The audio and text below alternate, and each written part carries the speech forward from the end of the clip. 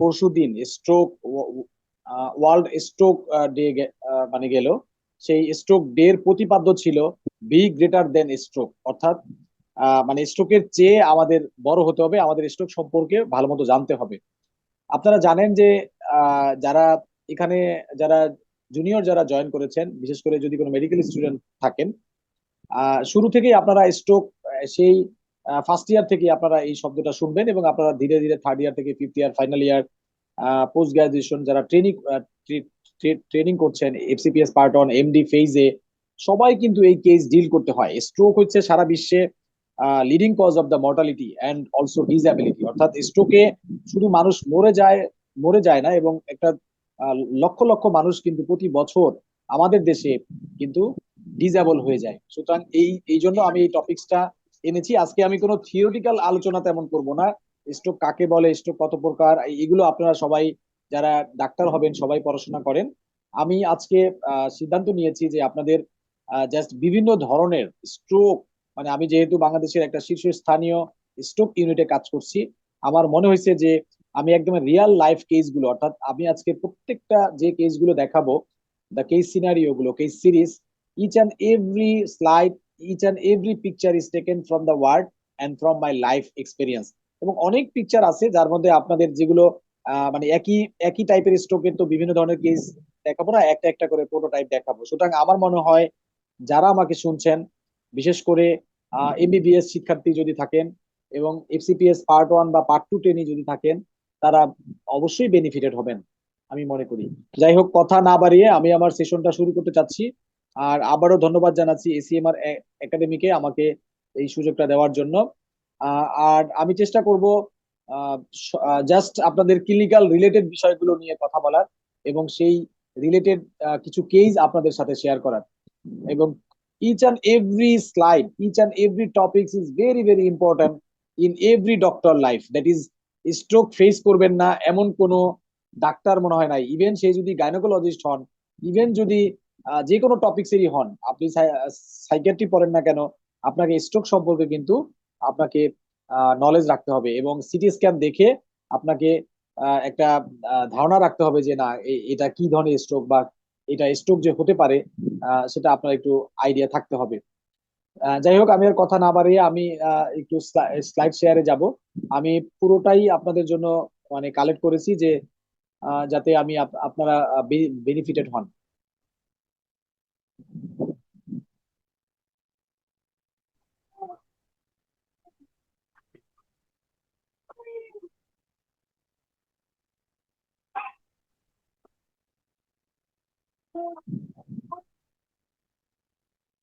আচ্ছা, আমার স্লাইড কি দেখা যাচ্ছে? হ্যালো। জি স্যার, দেখা যাচ্ছে। Thank you, thank you. আচ্ছা, আমি আগেই বলে নিচ্ছি যে এখানে আমি কোনো থিওরিটিক্যাল আলোচনা খুব বেশি করব না, আমি জাস্ট প্র্যাকটিক্যাল কেসগুলো আপনাদের সাথে কেস সিনারিও হিসাবে আমি দেখাবো। যদি কেউ ইন্টারেক্ট করতে চান আমার সাথে, আমি দুই একটা প্রশ্ন মাঝে মাঝে করতে পারি। যদি কেউ আনসার দিতে চান, কোনো বিন্দু মাত্র আপনারা হেসিটেট করবেন না। আপনারা জানেন যে ইন্টারেক্টিভ হলে ভালো হয়। This is a case from taken by ward. আমি পেশেন্টদের পিকচার বেশি একটা দেই নাই প্রাইভেসির কারণে। এটা আসলে 48-year male, sudden severe headache, and he has sudden severe headache. He was a office, he was working in অফিসে তিনি কাজ করতেছিলেন, হঠাৎ করে তার প্রচন্ড মাথা ব্যথা, খিঁচুনি এবং সিজার হলো, এবং সে অজ্ঞান হয়ে গেল, লস অফ কনসিয়াসনেস। এই অবস্থায় তারা ইমার্জেন্সি ডিপার্টমেন্টে নিয়ে আসলো, এবং নিউরো সায়েন্সে নিয়ে আসলো, এবং ইমার্জেন্সি ডিপার্টমেন্টে একটা সিটি স্ক্যান করা হলো। Look at the CT scan, is a very prototype CT scan. Every doctor should know this type of stroke.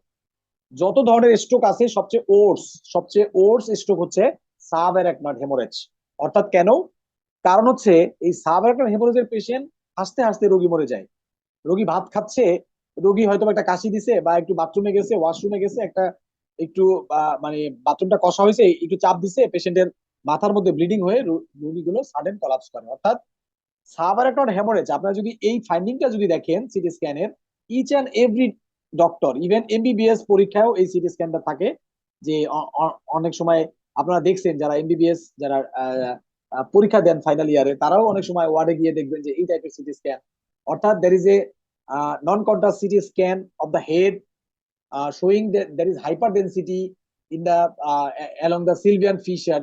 You can see here the blood in the sylvian fissure. That is, the CT scan, the blood is hyperdense. This is sylvian fissure, blood in the anterior. This is perimesencephalic cistern, and there is also basal cistern in the blood. So this is a classical case of subarachnoid hemorrhage. The blood in the subarachnoid space is very much toxic, and it causes chemical meningitis, the breakdown product of the blood, that is causes severe vasospasm and leading to severe headache. So this type of patient is very much restless. এবং the in subarachnoid hemorrhage পেশেন্টের GCS যদি আপনার 15 হয় তাহলেও কিন্তু patient খারাপ। আমরা বলি জিসিএস 15, রোগী কথা বলছে, খাচ্ছে, অর্থাৎ জিসিএস আপনারা জানেন যে Glasgow comma scale I opening এ সর্বোচ্চ 4, ভার্বাল রেসপন্সে 5, মোটরে 6, অর্থাৎ সর্বমোট টোটাল হয়েছে 15। কিন্তু দেখেন জিসিএস, আমি বলছি যে জিসিএস পেশেন্টের 15, তারপরও সাবআকনোইড হেমোরেজের পেশেন্টটা আউটকাম খারাপ হতে পারে। এইটা আপনাদের জন্য লার্নিং। ইভেন যদি সাবআকনোইড হেমোরেজের পেশেন্টের জিসিএস যদি 12 হয়, 10 হয়, তাও সে আরো খারাপ। এবং জিসিএস যদি আপনার 8 এর নিচে হয়, অর্থাৎ পেশেন্ট যদি কমায় থাকে, তাহলে তো আপনার একবারে ভেরি মাচ ক্রিটিক্যাল। সো এই ক্ষেত্রে আসলে আইডিয়াল প্রোটোকল হচ্ছে সারা ওয়ার্ল্ডে যে একই সাথে সিটি স্ক্যান এবং সিটি অ্যাঞ্জিওগ্রাম করা, এবং সিটি অ্যাঞ্জিওগ্রাম করে যদি কোনো রাপচার অ্যানিউরিজম পাওয়া যায়, সাথে সাথে সেটা কয়েলিং বা ক্লিপিং এর জন্য নিউরো ইন্টারভেনশন অথবা নিউরো রেডিওলজিস্টরা এই কাজটা করে থাকেন, অর্থাৎ কয়েলিং অথবা ক্লিপিং করে কোনো অ্যানিউরিজম রাপচার হওয়ার কারণে যদি সাবআকনোইড হেমোরেজ, সবচেয়ে most common cause of subarachnoid haemorrhage is trauma. এটা আপনাদের মাথায় মনে রাখতে হবে। ট্রমার পরে হচ্ছে রাপচার অফ দ্য অ্যানিউরিজম, অর্থাৎ অ্যানিউরিজম আপনারা জানেন যে abnormal dilatation of a artery is called aneurysm. এই অ্যানিউরিজমটা আমাদের ব্রেনের সবচেয়ে কমন হচ্ছে ACom aneurysm. That is ACom aneurysm rupture হলে ব্লাডটা এই জায়গায় থাকতো অ্যান্টেরিয়র মিডলাইন ফিশারে, এইটা most likely MCA aneurysm, that is called MCA aneurysm, that is middle cerebral artery aneurysm. So different artery সেখানে aneurysm হতে পারে। সবচেয়ে কমন হচ্ছে acom aneurysm, that is anterior communicating artery aneurysm. Second most common হচ্ছে pecom aneurysm, that is posterior communicating artery aneurysm. Then every aneurysm can happen in MCA bifurcation, ICA bifurcation and other part of the circle of Willis.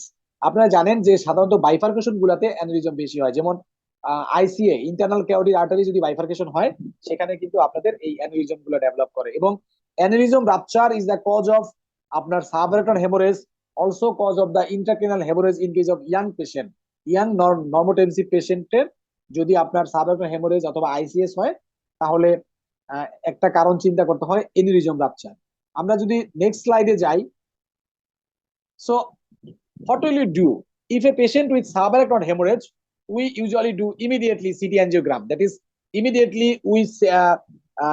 we admit the patient, then we give fluid, that is we maintain the hypervolemia by giving 3 liter 2.5 to 3 liter fluid, normal saline or 5% DNS. What we give, we maintain the blood pressure is very important. We give calcium channel blocker, nimodipine. You everyone know. আমি এই theoretical বিষয় নিয়ে আলোচনা করব না, আমি দেখাচ্ছি। দেখেন এই পেশেন্টারই সিটি অ্যাঞ্জিওগ্রাম করা হয়েছে and there is a aneurysm. You can see this is a aneurysm, that is CT angiogram showing a dilatation of a artery, most likely proximal part of the MCA. অর্থাৎ MCA দেখেন বেলুনের মতো rupture হয়েছে, but এটা ICA আসলে supraclinoid part of the ICA aneurysm, right internal carotid আর্টারিতে এখানে supraclinoid পার্টে aneurysm ছিল। This is a internal carotid artery, this is left internal carotid artery, এবং this is a middle cerebral artery, this is anterior cerebral artery. You all know these are the vertebral artery, two vertebral artery মিলে একটা basilar artery হচ্ছে। So this is the CT angiogram picture, my dear colleagues. So what we find, we know there is a patient with subarachnoid hemorrhage with third nerve palsy, that is painful third nerve palsy, that is headache, third nerve palsy and followed by subarachnoid hemorrhage. We all know this is due to pecom aneurysm rupture, but in this case, কেন আমি এই কেসটা আপনাদের দেখাচ্ছি, দেখেন এই patient 6 cranial nerve পলসি নিয়ে আসছিল, দ্যাট ইজ পেশেন্টের ডিপ্লোপিয়া ছিল এবং পেশেন্টের লিমিটেড মুভমেন্ট ছিল লেফট সাইডে। So this is a case of right internal carotid artery aneurysm causing 6 nerve palsy. This aneurysm press the 6th nerve. So sometime commonly third nerve নিয়ে আসলে আমরা pecom aneurysm চিন্তা করি, বাট সামটাইম 6 nerve palsy নিয়ে আসতে পারে, সেক্ষেত্রে আমরা চিন্তা করব যে পেশেন্টের রাইট অর্থাৎ আইসিএ aneurysm, internal carotid artery aneurysm হলে এরকম হতে পারে। আমরা জানি যে সাবআরাকনয়েড হেমোরেজের পেশেন্টের মর্টালিটি অনেক বেশি এবং কিছু কমপ্লিকেশন হয় ইমিডিয়েট। এটা টিচারদের খুবই পছন্দ সাবআরাকনয়েড হেমোরেজ নিয়ে কোশ্চেন করা। আমরা জানি যে সবচেয়ে কমন হচ্ছে অ্যাকোম্যানিজম। অ্যাকোম্যানিজম রাপচার হলে দেখেন এই সিটি স্ক্যানটা এইরকম দেখায়, দিস ইজ দ্য ব্লাড।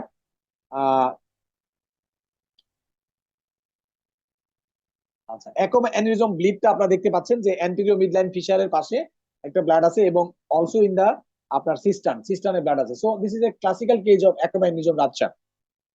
এবং এই পেশেন্টের সাবঅ্যাকুয়ার হেমোরেজের কিছু কমন কমপ্লিকেশন হয়, যেমন আপনার সবচেয়ে কমন হচ্ছে রিব্লিডিং, অর্থাৎ এই পেশেন্টের গুলোর 7 দিনের মধ্যে প্রায় 30% পেশেন্টের রিব্লিডিং হওয়ার চান্স, এবং 15 দিনের মধ্যে প্রায় প্রায় মোর দেন 15%, দেন 13%-এর বেশি কিন্তু পেশেন্টের রিব্লিডিং হওয়ার চান্স বেশি থাকে।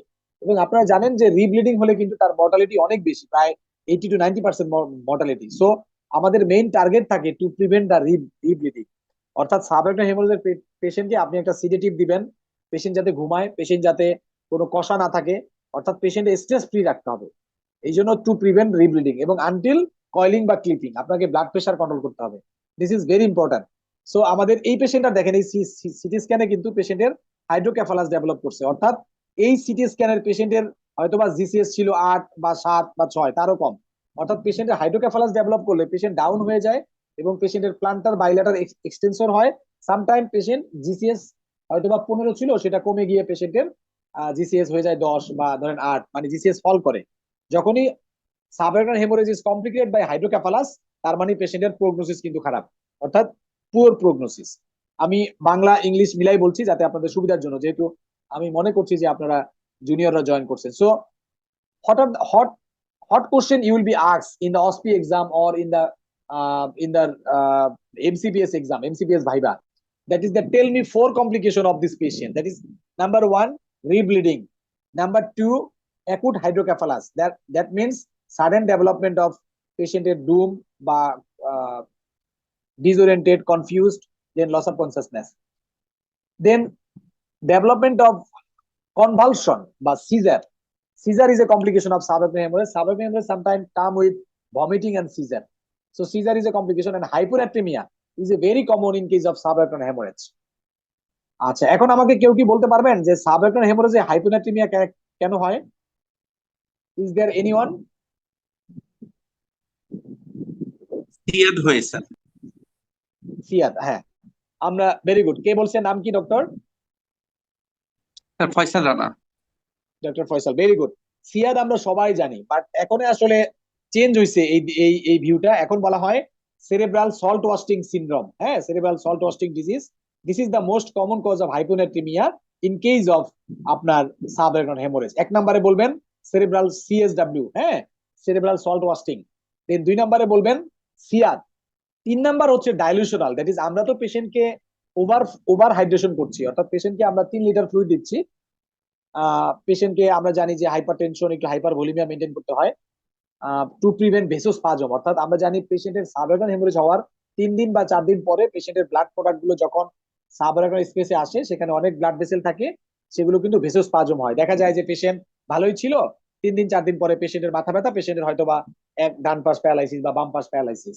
সাবআরাকনয়েড হেমোরেজ এমন একটা স্ট্রোক যেখানে আপনার ইনিশিয়ালি কিন্তু পেশেন্টের কোনো ফোকাল সাইন নাও থাকতে পারে, no focal sign, just headache, even neck rigidity absent. বেশিরভাগ ক্ষেত্রে কিন্তু নেক রিজিডিটিও পাওয়া যায় না প্র্যাকটিক্যালি। হ্যাঁ, সিভিয়ার হেমোরেজ হলে, বেশি হেমোরেজ হলে তখন নেক রিজিডিটি পাওয়া যায়, তখন পেশেন্টের কন্ডিশন খারাপ। তো 1 নাম্বার কজ বলবেন সেরিব্রাল সল্ট ওয়াস্টিং সিনড্রোম, 2 নম্বরে বলবেন সিয়াদ, 3 নম্বরে বলবেন ডাইলুশনাল হাইপোনাট্রিমিয়া, মানে আয়াট্রোজেনিক, এটা আমরা বানাই।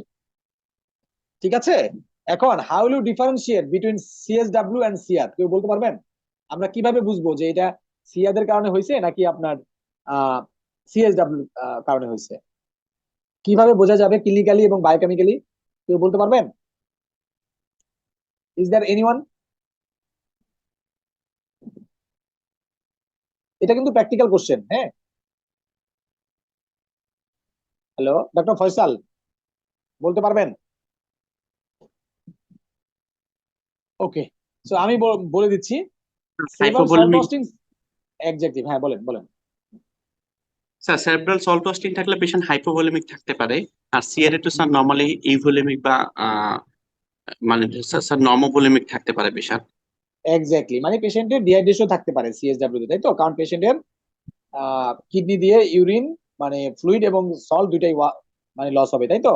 আচ্ছা, তাহলে পেশেন্ট একটা ক্লিনিক্যালি হাইপোভলিমিয়া বা ডিহাইড্রেটেড থাকতে পারে, আর সিয়াদে কিন্তু পেশেন্ট ইউভলিমিক থাকবে, ঠিক আছে? Very good.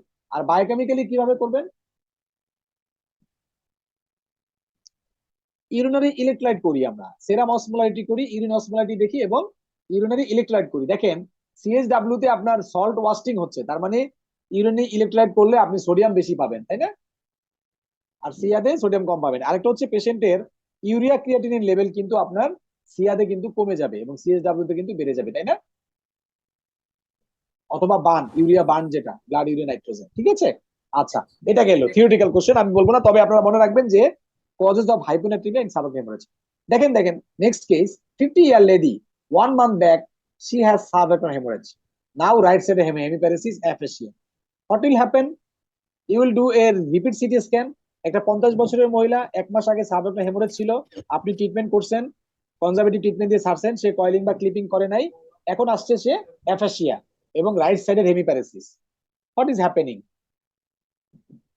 This is called delayed cerebral ischaemia বা ইসকেমিক স্ট্রোক হয়ে গেছে। Exactly, this is called delayed cerebral ischaemia. That means you will do a CT scan, repeat CT scan, and find infarct along the MCA territory, অর্থাৎ দেখলেন যে left MCA territory বরাবর ইনফাক্ট হয়েছে, অর্থাৎ মেসোস্পাজম হয়েছে, ঠিক আছে? তাহলে এরকম কেস কিন্তু আমরা পেয়েছি, আমাদের ওয়ার্ডেই ছিল যে এরকম পরবর্তীতে দেখা যায় যে আমরা মনে করছি ইসকেমিক স্ট্রোক হয়েছে, বাট দেখা গেল যে due to complication of subarachnoid haemorrhage this delayed cerebral ischaemia happen. So subarachnoid haemorrhage মানেই যে পেশেন্টের ডান সাইড বা বাম সাইড প্যারালাইসিস থাকবে না, তা কিন্তু না। অনেক সময় পেশেন্ট কিন্তু আপনার হেমিপ্যারেসিস, অ্যাফাসিয়া নিয়ে আসতে পারে, ঠিক আছে?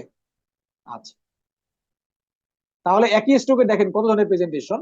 এখন এই সাবঅ্যাকুয়াস হেমোরেজের পেশেন্টের যদি এমআই ডেভেলপ করে, তাহলে ট্রিটমেন্ট কি হবে? এমআই ডেভেলপ, হ্যাঁ বলেন বলেন। স্যার আমি মাঝখানে মিস করছি স্যার, আউট হয়ে গেছিলাম। স্যার সেরেব্রাল সল্ট ওয়াস্টিং আর সিয়াদের বায়োকেমিক্যালি কিভাবে ডিফারেন্সিয়েট করবেন স্যার, এটা যদি আরেকটু বলতেন কাইন্ডলি। ওকে, তাহলে বায়োকেমিক্যালি হচ্ছে আমরা ব্লাড ইউরিয়া নাইট্রোজেন এবং ইউরিয়া ক্রিয়েটিনিন যদি আপনি করেন, দেখবেন যে সেরেব্রাল সল্ট ওয়াস্টিং এ ইউরিয়া লেভেলটা অনেক বেড়ে গেছে। হ্যাঁ, ইউরিয়া ক্রিয়েটিন রেশিও অনেক বাড়বে, ইউরিয়া বার্ন, বার্ন বলে এটাকে, ব্লাড ইউরিয়া নাইট্রোজেন, হ্যাঁ, এটা বেড়ে যায় সেরেব্রাল সল্ট ওয়াস্টিং এ। আর সিয়াদে কিন্তু কমে যায়, কারণ সিয়াদ মানে কি? Syndrome of inappropriate ads, ads বেশি সিক্রেশন হয়, ফলে সল্ট এবং ওয়াটার রিটেনশন করে, হ্যাঁ, সার্কুলেশনে। So there is development of low level of urea, ঠিক আছে? ব্লাড ইউরিয়া লেভেল এবং বার্ন কমে যাবে।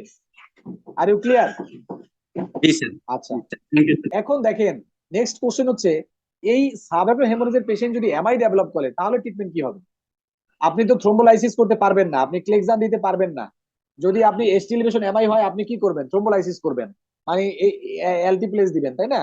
আর যদি নন এসটি এলিভেশন এমআই হয়, আপনি ক্লেক্সান দিবেন, দ্যাট ইজ কি বলবো, লো মলিকুলার ওয়েট হ্যাপারিন দিবেন। কিন্তু আপনার পেশেন্টের তো মাথার মধ্যে ব্লিডিং, সাবঅ্যাকুয়াস হেমোরেজ, এগুলো দিবেন? দিতে পারবেন? দিতে পারবেন না। তখন আনসারটা কি হবে? যে আমাদের পিসিআই করতে হবে, অথবা কয়েলিং বা ক্লিপিং করে আমাদের কি কি করতে হবে? আমাদের ওই ওই ট্রিটমেন্ট মানে দিতে হবে, এমআই ট্রিটমেন্ট। এমআই এর আমরা বাকি ট্রিটমেন্ট দিতে পারবো, আমরা লোডিং ডোজ অফ অ্যাসপিরিন বা ইকোস্পিরিন দিব না, আর সাথে পিসিআই ফ্যাসিলিটি থাকলে পিসিআই করতে পারবো, ঠিক আছে? একইভাবে সেম পেশেন্ট, সাবঅ্যাকুয়াস হেমোরেজের পেশেন্ট যদি ডিবিটি ডেভেলপ করে, তাহলে কিন্তু after securing aneurysm you can do coiling এবং হ্যাপারিন বা লোডিং ডোজ দিতে পারবো বলছেন স্যার? না না, পারবো না, পারবো না, লোডিং ডোজ দিলে তো ব্লিডিং হবে, ঠিক আছে? জি স্যার। আচ্ছা, আর যদি আমাদের ইকোস্প্রিন সাধারণত আমরা ওই যে কিছুদিন পরে, 5 দিন বা 7 দিন পরে আমরা স্টার্ট করতে পারি, ঠিক আছে? আরেকটা সিনারিও দেখেন, এই সিনারিওটাও আমাদের ওয়ার্ডে ছিল, যে সাবঅ্যাকুয়াস হেমোরেজের পেশেন্ট ডিবিটি ডেভেলপ করছে। এখন আমরা কি করব?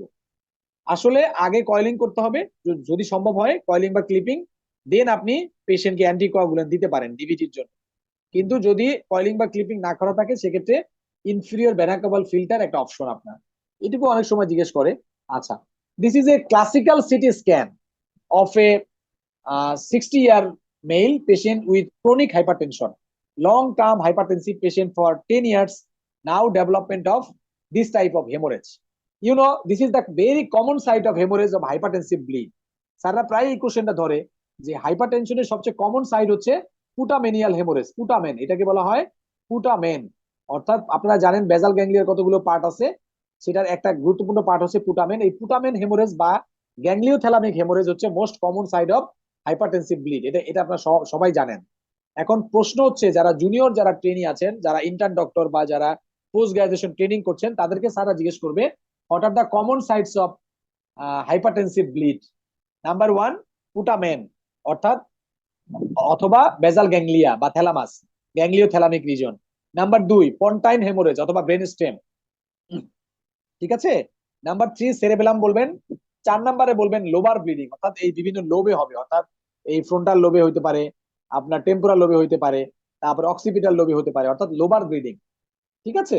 আবার লোবার ব্লিডিং হলে আমাদের কয়েকটা জিনিস মাথায় রাখতে হয় যে লোবার ব্লিডিং কিন্তু হাইপারটেনশনে অত কমন না। 4 নম্বরে আমি বলছি। সো একটা ইয়াং লেডি যদি লোবার ব্লিডিং হয় তাহলে আমরা সিভিএসটি চিন্তা করব। যদি পেশেন্টের ওসিপি খায়, যদি কোনো পেশেন্টের রিস্ক ফ্যাক্টর থাকে, এসএলই থাকে, থ্রোম্বোফিলিয়া থাকে, তাহলে আমরা কিন্তু সিভিএসটি চিন্তা করবো, that is cortical venous sinus thrombosis. সেখানে কিন্তু হেমোরেজ হয়, অর্থাৎ হেমোরেজিক ইনফাক্ট হয় অনেক সময়। আবার একটা ইয়াং ছেলে যার কোনো প্রেশার নাই, তার যদি লোবার ব্লিডিং হয় সেক্ষেত্রে আমরা কিন্তু অ্যানিউরিজম রাপচার চিন্তা করব অথবা এভিএম চিন্তা করব, ঠিক আছে। So this is a very common site of hypertensive bleed. এটা আপনারা মাথায় রাখবেন। কেন হয়? Due to Charcot Bouchard aneurysm in chronic hypertension, অর্থাৎ in chronic hypertension there is Charcot Bouchard aneurysm leading to rupture of the aneurysm leading to bleed. এখানে perforator গুলা অর্থাৎ ছোট ছোট ব্লাড ভেসেল যেগুলো থাকে, স্মল পারফোরেটিং ব্লাড ভেসেল, এগুলো right অ্যাঙ্গেলে থাকে, এইভাবে এই জায়গাটা অ্যানিউরিজম হয় এবং রাপচার হয়ে ব্লিডিং, ঠিক আছে। So this is a classical CT scan. This is another CT scan, very important. This patient is a young boy presented with sudden loss of consciousness. This is a classical case of IBS, intraventricular hemorrhage, but blood pressure ছিল 230/130, অনেক blood pressure, পেশেন্টের headache ছিল এবং অজ্ঞান। দেখেন প্রত্যেকটা ভেন্ট্রিকলে blood আছে, অর্থাৎ থার্ড ভেন্ট্রিকলে ব্লাড আছে, ল্যাটারাল ভেন্ট্রিকলে ব্লাড আছে, ফোর্থ ভেন্ট্রিকলে ব্লাড আছে, অর্থাৎ this is a classical case of, আপনারা বলবেন intraventricular haemorrhage. But intraventricular haemorrhage দুই রকমের হয়, একটা প্রাইমারি, একটা সেকেন্ডারি। প্রাইমারি মানে কি, যেখানে আইসিএস থাকবে না, অর্থাৎ ইন্ট্রাক্রেনাল হেমোরেজ থাকবে না, শুধুমাত্র ভেন্ট্রিকলের মধ্যেই ব্লাড। এটা কিন্তু পার্সেন্টেজটা কম।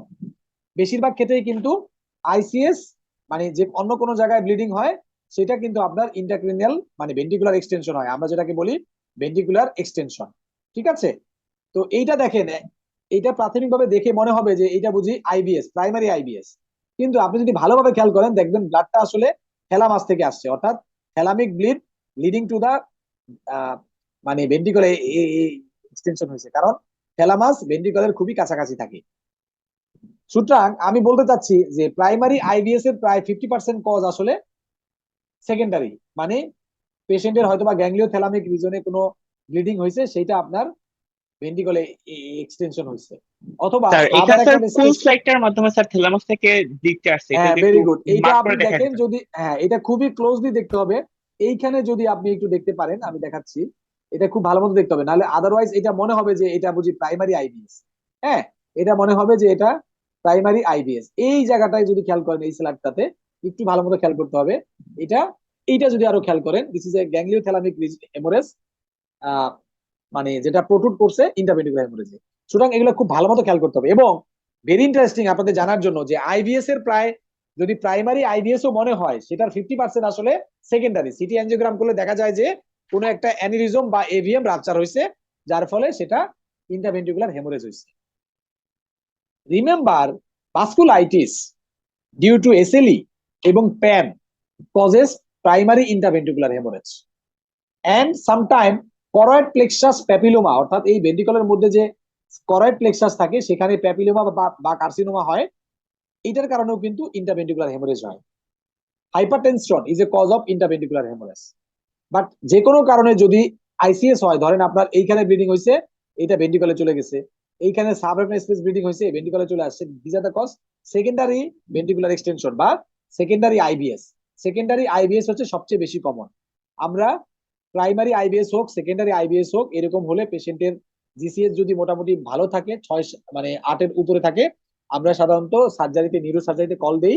অনেক সময় এটা ভেন্ট্রিকলের এটা এন্ডোস্কোপিক ইভাকুয়েশনের জন্য, অথবা লেটেস্ট হচ্ছে আপনার ইবিডি করা হয় অর্থাৎ এক্সটার্নাল ভেন্ট্রিকুলার ড্রেন দিয়ে আমরা প্রেশারটা মেনটেন করি। তা না হলে হয় কি, এই ব্লাড গুলা ক্লট হয়ে অবস্ট্রাকটিভ হাইড্রোকেফালাস ডেভেলপ করে, অর্থাৎ পেশেন্ট আরো খারাপ হয়ে যায়। This is a classical patient. দেখেন এই রোগীটা ছিল, আমি যদি স্লাইডটা দেখাই, উনি আসলে ওয়ারফেরিন পাইতো, তার সিএবিজি করা ছিল ভালভের জন্য, মাইট্রাল ভালভ রিপ্লেসমেন্ট, এবং এই পেশেন্টটা ওয়ারফেরিন পাইতো। ওয়ারফেরিন খাওয়ার কারণে উনি হয়তোবা এই ওয়ারফেরিনের সাথে কোনো একটা ব্যথার ওষুধ খাইছে, বা তাকে হয়তোবা দোকান থেকে নিয়ে ভুল করে একটা ওষুধ খাইছে। আপনারা জানেন যে ওয়ারফেরিনের সাথে অনেক ড্রাগ ইন্টারাকশন। ফলে উনি আমাদের কাছে আসছে হেডেক নিয়ে, ভমিটিং নিয়ে, এবং দেখেন this is the CT scan, অর্থাৎ lobar bleeding. So any patient coming with lobar bleeding, you have to consider ABCD, অর্থাৎ ABCD। আমি মনে রাখার জন্য সহজভাবে বলছি, ABCD মনে রাখতে হবে আপনাকে। কিভাবে সেটা ABCD? আচ্ছা, ABCD মনে রাখতে হবে, সরি, আচ্ছা ABCD মনে রাখতে হবে। A ফর অ্যানিউরিজম, হ্যাঁ, অথবা AVM। যে লোবার ব্লিডিং হলে আমাদের ইয়াং বয়সে আমাদের অ্যানিউরিজম বা AVM চিন্তা করতে হবে। B ফর ব্লিডিং ডিসঅর্ডার, অর্থাৎ কোনো ব্লিডিং ডিসঅর্ডার আছে কিনা, যেমন লিউকেমিয়া, লিম্ফোমা, ITP, তারপরে আপনার কি বলবো, অ্যান্টিফসফোলিপিড সিনড্রোম, থ্রোম্বোফিলিয়া, এই সকল জিনিস চিন্তা করতে হবে। কোয়াগুলোপ্যাথি। সি ফর CBST, বিশেষ করে যাদের থ্রোম্বোসিসের রিস্ক ফ্যাক্টর থাকে, যারা ওসিপি খায়, SLE আছে, APS আছে, PNH আছে, হ্যাঁ, হোমোসিস্টেনেমিয়া আছে, বিভিন্ন কারণ আছে যেখানে থ্রোম্বোসিস হয়। ডি ফর ড্রাগ, মানে আপনার এই যে ওয়ারফেরিন, তারপরে আপনার কোকেইন, তারপরে অ্যামফেটামিন, মেথএমফেটামিন, ইয়াবা, এই সকল ওষুধ কিন্তু আপনার এরকম লোবার ব্লিডিং করে। সো এই পেশেন্টটা যখন এরকম ব্লিডিং নিয়ে আসলো, প্রথমে আমরা চিন্তা করলাম সিটি স্ক্যান দেখে যে এটা lobar bleeding. It could be due to aneurysm, AVM, coagulopathy, অথবা CBST, অথবা টিউমার ব্লিডিং। সবসময় লোবার ব্লিডিং একটা ডিডি হচ্ছে টিউমার ব্লিডিং। যদি বয়স্ক মানুষ হয়, আপনারা জানেন যে ইকসল অর্থাৎ মেটাস্টেসিস হয় ব্রেইনে, কিছু কিছু টিউমার, যেমন renal cell cancer, lung cancer, melanoma. This tumour causes haemorrhagic metastasis, এবং হেমোরেজিক মেটাস্টেসিসটা সাধারণত এই কর্টেক্স এবং মেডুলার জাংশনে হয়, বা কর্টেক্সে হয়। So this patient come with seizure, কারণ এখানে কর্টিক্যাল ব্লিড, তাই না, সিজার হতে পারে। আচ্ছা, এই পেশেন্টটাকে আমরা কি করলাম, উনি যেহেতু ওয়ারফেরিন পাইতো মাইট্রাল ভালভ রিপ্লেসমেন্টে, that was a case of, আমরা BTCT APTT করতে পাঠাইলাম। পরে দেখা গেল APTT অনেক বেশি, এবং this is a classical INR বেশি। This is a classical case of coagulopathy induced intracranial haemorrhage, অর্থাৎ ICS। আমরা তাকে ফ্রেশ ফ্রোজেন প্লাজমা দিয়েছি, ভিটামিন K1 দিয়েছি, PCC আমি অর্ডারে দিয়েছিলাম, that is prothrombin complex concentrate is the drug of choice to reverse the bleeding warfarin induced বা anticoagulant induced bleeding. আপনারা এটা মনে রাখেন, এই কোশ্চেনটা করবে। প্রথমবিন কমপ্লেক্স কনসেন্ট্রেট, এটা কিন্তু বাংলাদেশে পাওয়া যায় না, দুই একটা সেন্টার ছাড়া। আমরা যেটা পাই সেটা হচ্ছে গরিবের জন্য fresh frozen plasma, vitamin K1, Konakion injection. এবং আরেকটা জিনিস বলে রাখি, কোয়াগুলোপ্যাথি ইনডিউস ব্লিডিং এ কিন্তু আপনার ব্লিডিংটা কিন্তু কন্টিনিউয়াস চলতে থাকে, প্রায় 24 থেকে 48 ঘন্টা ব্লিডিং কিন্তু হতেই থাকে। এটাকে বলা হয় ইভলভিং ব্লিডিং, হ্যাঁ, ইভলভিং। আচ্ছা, দেখেন ওই পেশেন্টের কিন্তু INR অনেক বেশি ছিল, 59। সো আমরা ম্যানেজমেন্ট কিভাবে করলাম আমি বলেছি, যে IV K1 দিলাম, PCC দিলাম, prothrombin complex concentrate, 3 factor 4 factor, FFP, অথবা ক্রায়োপ্রিসিপেটও আসলে সব জায়গায় পাওয়া যায়। সুতরাং এই পেশেন্ট যেহেতু ওয়ারফেরিন পাচ্ছে, আমরা তাকে কি তাহলে ওয়ারফেরিন দিব না? সে তো হার্টের রোগী, সে তো মাইট্রাল ভালভ রিপ্লেসমেন্ট করা। হ্যাঁ, আমরা অবশ্যই দিব, তবে আমরা 1 থেকে 2 সপ্তাহ বা 2 সপ্তাহ কমপক্ষে অপেক্ষা করব এই হেমাটোমাটা রিজলভ হওয়ার জন্য। তারপরে আমরা শুরু করব আবার এগেইন INR চেক করে আমরা লো ডোজে শুরু করব। নন ভালভুলার AF যদি হয়, তাহলে আমরা 4 সপ্তাহ পরে শুরু করব। ঠিক আছে, এইভাবে কোশ্চেনটা করবে। তাহলে কি আপনি ওয়ারফেরিন দিবেন না এই পেশেন্টকে? অবশ্যই ওয়ারফেরিন দিব, তবে সেটা একটু ওয়েট করে। আচ্ছা, this is another case, same case, patient having the anticoagulant, দেখেন প্রেজেন্টেড উইথ, সরি, এই পেশেন্টটা আবার ভেরি ইন্টারেস্টিং। এই পেশেন্টটা NICBT তে ভর্তি হয়েছিল, দেখেন ST এলিভেশন MI নিয়ে ভর্তি ছিল। তাকে LT প্লেস দেওয়া হয়েছে, অর্থাৎ থ্রোম্বোলাইসিস করা হয়েছে। থ্রোম্বোলাইসিস করার পরে রোগী দেখা যায় মাথা ব্যথা, বমি, অজ্ঞান। আমাদের কাছে পাঠাইলো এই সিটি স্ক্যান নিয়ে, আমরা এই চেহারা পাইলাম, দিস ইজ ইন্টারক্রেনাল হেমোরেজ, অর্থাৎ ICS। অর্থাৎ এই পেশেন্টকে আমরা কিভাবে ম্যানেজ করলাম, অর্থাৎ this is also thrombolytic induce bleeding. এই পেশেন্টকে আমরা ইমিডিয়েটলি পেশেন্টকে ভর্তি করে fluid, resuscitation, blood pressure, Oradexon এগুলো দিয়ে, সাথে আমরা একইভাবে ফ্রেশ ফ্রোজেন প্লাজমা, কোনাকিয়ন এগুলো দিয়ে কিন্তু পেশেন্টটা ভালো হয়ে গেছে। অর্থাৎ আপনারা মনে রাখেন, হার্ট অ্যাটাকের রোগী এমআই এর পেশেন্টকে, অর্থাৎ এলটি প্লেস আমরা যেটা দেই বর্তমানে, এলটি প্লেস, টেনেক্টা প্লেস, রেটি প্লেস, এগুলো দেওয়ার পরেও কিন্তু অনেক সময় 5 থেকে 7% ক্ষেত্রে পেশেন্টের ইন্ট্রাক্রেনিয়াল হেমোরেজ হইতে পারে। This is a classical example. This picture taken from real life, every picture, my dear colleague. So you have to maintain the blood pressure of this patient by giving 2 to 3 uh, anti-hypertensive. Sometimes you have to this vigorously manage করতে হবে। এবং বাইরের দেশে কিন্তু অনেক antidote পাওয়া যায়, যারা অ্যান্টিকোয়াগুলেন্টের অ্যান্টিডট পাওয়া যায়। আমাদের যে নতুন যে অ্যান্টিডট আছে আপনারা জানেন, ডেভিগ্যাট্রন, এটার অ্যান্টিডট আছে, অ্যান্ডেক্সানাট আলফা, রিভারক্সাবেনের অ্যান্টিডট আছে। এগুলো ওরা ওই দেশে, বাইরের দেশে সাথে সাথে এই সকল অ্যান্টিডট গুলা ইউজ করে। Okay, this is a very interesting case. Young male presented with chorea, normotensive ছিল, তার কোনো ব্লাড প্রেশার ছিল না। দেখেন এরকম আমরা সিটি স্ক্যান করে এরকম ব্লিডিং পাইলাম। কেউ কি বলতে পারবেন যে ব্লিডিংটা কোন জায়গা? Caudate nucleus wow, very good, excellent. কে বলছে? স্যার আমি Nusrat. Nusrat, thank you very much.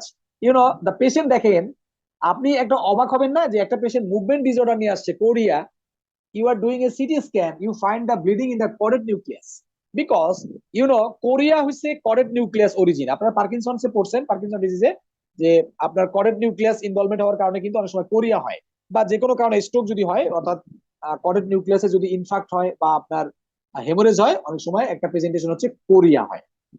আচ্ছা, দেখেন পেশেন্টের নর্মোটেনসিভ ছিল, ইয়াং মেল, এই কারণে আমরা একটা সিটি অ্যাঞ্জিওগ্রাম করছি। সো অ্যাঞ্জিওগ্রাম করার ইন্ডিকেশন হচ্ছে পেশেন্ট যদি ইয়াং পেশেন্ট হয়, পেশেন্ট যদি নর্মোটেনসিভ হয় এবং আনইউজুয়াল সাইটে ব্লিডিং হয়, অর্থাৎ এই যে হাইপারটেনশনের যে কমন সাইট, মানে গ্যাংলিওথ্যালামিক রিজন, সেরেব্রাম, পন্স, দেন আপনার কি বলবো, ব্রেনস্টেম, এগুলো ছাড়া যদি অন্য কোনো জায়গায় ব্লিডিং হয়, তাহলে আমাদের মাথায় অবশ্যই যেন অ্যানিউরিজম অথবা এভিএম থাকে। দেখেন এই রোগীটা আমরা সিটি অ্যাঞ্জিওগ্রাম করে পাইলাম এভিএম, আর্টারিও ভেনাস ম্যালফরমেশন, যেটা জন্মগতভাবেই থাকে গ্যাংলিওথ্যালামিক রিজনে, সেটা রাপচার হয়ে ব্লিডিং। এই পেশেন্টের বয়স ছিল মাত্র 15 বছর এবং আমার চোখে ওর ছবিটা এখনো ভাসে, ভর্তি হয়েছে, দেন আমাদের এই অবস্থা। তাহলে এটা দেখলেন যে AVM is a cause of এরকম।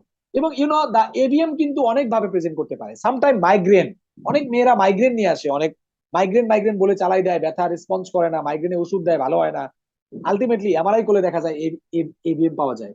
খুব কম, মানে সংখ্যায় খুবই কম, বাট পাওয়া যায়। সো এভিএম এর প্রেজেন্টেশন অনেক রকমের হয় according to the anatomical site. AVM অনেক সময় can present migraine like headache, can present with seizure. যদি কর্টেক্সে মানে লোবারে যদি এভিএম মানে এভিএম থাকে, বিশেষ করে এই কর্টিক্যাল জোনে, তাহলে কিন্তু আপনার অনেক সময় খিচুনি নিয়ে আসতে পারে। মনে করেন এভিএমটা এই জায়গায় আছে, তো আমরা জানেন যে সিজার হচ্ছে অলওয়েজ কর্টিক্যাল অরিজিন। অনেক সময় সেরেব্রামে ব্লিডিং নিয়ে আসে, মানে সেরেব্রামে যদি এভিএম থাকে, তো AVM can happen any site. Okay, আচ্ছা, আমরা অনেক সময় সিটি স্ক্যানে, স্যার অনেক সময় জিজ্ঞেস করে যে সিটি স্ক্যানে তুমি সাইন অফ হেমাটোমা এক্সপ্যানশন মানে বুঝবা কিনা, মানে একটা পেশেন্টের ইন্ট্রাক্রেনিয়াল হেমোরেজ হয়েছে, ওর এটা ব্লিডিংটা বাড়বে কিনা। বিশেষ করে আমি বলেছি কোয়াগুলোপ্যাথির কারণে ব্লিডিং হলে সেটা 24 থেকে 48 ঘন্টা পর্যন্ত এক্সপ্যান্ড করে, যদি না আমরা রিভার্সাল দেই। এভিএম বা অ্যানিউরিজম ব্লিডিং হলেও সেটা অনেক সময় হতে পারে, এক্সপ্যান্ড করে। কিন্তু কিছু কিছু সাইন আছে আমরা যেগুলো দেখে বুঝি যে হেমাটোমাটা এক্সপ্যান্ড হবে। এভরি হেমাটোমা কেজে আমরা বিটি, সিটি, পিটি, এপিটিটি করি এবং সিটি অ্যাঞ্জিওগ্রাম করি। যে কোনো পেশেন্ট ব্লিডিং নিয়ে আসলে মাথায়, মানে আপনার লোবার ব্লিডিং হোক, আইসিএস হোক, যেটা কারণে হলে আমরা এই দুইটা টেস্ট কমনলি করি যদি পেশেন্ট নর্মোটেনসিভ হয়। ঠিক আছে, হাইপারটেনসিভ ব্লিড না হলে তো, আর হাইপারটেনসিভ ব্লিডে সাধারণত সিটি অ্যাঞ্জিওগ্রাম করা হয় না।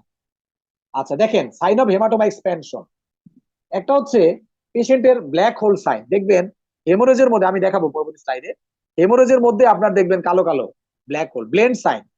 এক পাশে হেমোরেজ আর এক পাশে কালো কালো হয়েছে পাশে। আইল্যান্ড সাইন, 2 থেকে 3টা দেখবেন আলাদা আলাদা জায়গায় আপনার হেমাটোমা, দুইটা আলাদা আলাদা। স্যাটেলাইট সাইন, একটা মেইন ব্লিডিং, এর চারপাশে দেখা যাবে ব্লিডিং, স্যাটেলাইটের মতো। সো আপনারা কিন্তু এই 4টা সাইন মনে রাখবেন, ব্ল্যাক হোল, প্লেন, আইল্যান্ড এবং স্যাটেলাইট। বিবিএসআই, এভাবে মনে রাখবেন, ঠিক আছে? আমি আপনাদের সহজ ভাষায় বলে দিই যেগুলো দরকার জীবনে। আমি স্লাইড দেখাবো। This is another case, 15-year boy with ICH অথবা আইবিএস, মানে intracranial haemorrhage in the form of IVH, intraventricular haemorrhage. দেখেন, একটা ইয়াং ছেলে আসছে, headache, vomiting, loss of consciousness, এবং আমরা সিটি অ্যাঞ্জিওগ্রাম করে এরকম একটা বিভৎস চেহারা পাইলাম। কেউ কি বলতে পারবেন এটা কি প্রাইমারি আইবিএস না সেকেন্ডারি আইবিএস?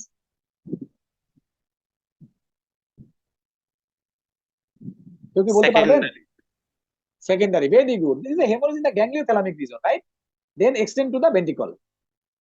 ভেন্ট্রিকলের সবচেয়ে কাছে হইছে গ্যাংলিওথ্যালামিক রিজন, এখানে কোনো ব্লিডিং হলে ভেন্ট্রিকলে চলে যায়, ঠিক আছে? সো দিস ইজ এই রোগীর পিকচার কি হবে? আচ্ছা, এই রোগীটা অজ্ঞান কেন হয়েছে কেউ বলতে পারবেন? প্যারালাইসিস হবে না? হাইড্রোকেফালাস ডেভেলপ করছে। হ্যাঁ, স্যার হাইড্রোকেফালাস ডেভেলপ করেছে। এটা একটা কারণ। আরেকটা হচ্ছে পেশেন্টের ওই যে ইন্টারনাল ক্যাপসুল, থ্যালামাস ইনভলভ না, থ্যালামাস ইনভলভ হলে তো কনসাসনেস থাকে না, তাই না? থ্যালামাস, হাইপোথ্যালামাস, এই জোনটা তো ইনভলভ। থ্যালামাস তো পুরো ডিস্ট্রাক্টেড, দেখেন না, এই পাশে দেখাই যাচ্ছে না, তাই না? আচ্ছা, থ্যালামাসের পাশে ইন্টারনাল ক্যাপসুল থাকে, আপনারা জানেন তো এগুলো, না? আমি যদি দেখাই, এই জায়গাটায়, এই যে এই জোনটা হচ্ছে থ্যালামাসের জোন, থ্যালামাস থাকে এখানে, ইন্টারনাল ক্যাপসুল থাকে, তাই না? তো এই জায়গাটায় যদি ইনভলভ হয়, ইন্টারনাল ক্যাপসুল কম্প্রেসড হয়, যার ফলে পেশেন্ট প্যারালাইসিস হয়, এবং অনেক সময় থ্যালামাস ইনভলভমেন্ট হওয়ার কারণে পেশেন্টের জিসিএস লস করে, ঠিক আছে? আচ্ছা, this is a very very interesting CT scan of A young boy. এই পেশেন্টের কিন্তু আলটিমেটলি কিন্তু ওর আসলে ইভিডি করা হয়েছিল, মানে এক্সটার্নাল ভেন্ট্রিকুলার ড্রেন দিয়ে পেশেন্টটা কিন্তু অনেকটা ইমপ্রুভ করছে, কারণ ওর তো বয়স কম, ওর তো কোমরবিডিটি নাই, সো অনেকটা ইমপ্রুভ করে গেছে। এটা আসলে একটা, ওই যে আমি ওই রোগীর কেস সামারি রাখছিলাম, আসলে ও স্কোয়ার থেকে স্কোয়ারে ভর্তি ছিল, দেন আমাদের কাছে রেফার করছিল।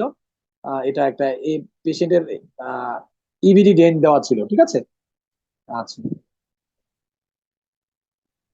আমি একটু দেখাই আরেকটা স্লাইড।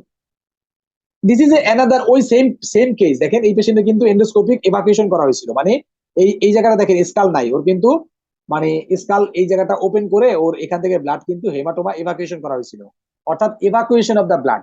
আপনারা জানেন রিসেন্টলি নিউ ইংল্যান্ড জার্নাল মেডিসিনে একটা পাবলিশ হয়েছে আর্টিকেল, যেখানে বলছে যে endoscopic evacuation is the best treatment for intracranial haemorrhage. অর্থাৎ আমরা যে গতানুগতিক ভাবে হেমোরেজিক স্ট্রোকের পেশেন্টের যে চিকিৎসা দেই, এতে দেওয়ার পরেও দেখা যায় রোগী বেশিরভাগ ঘুরে যায়।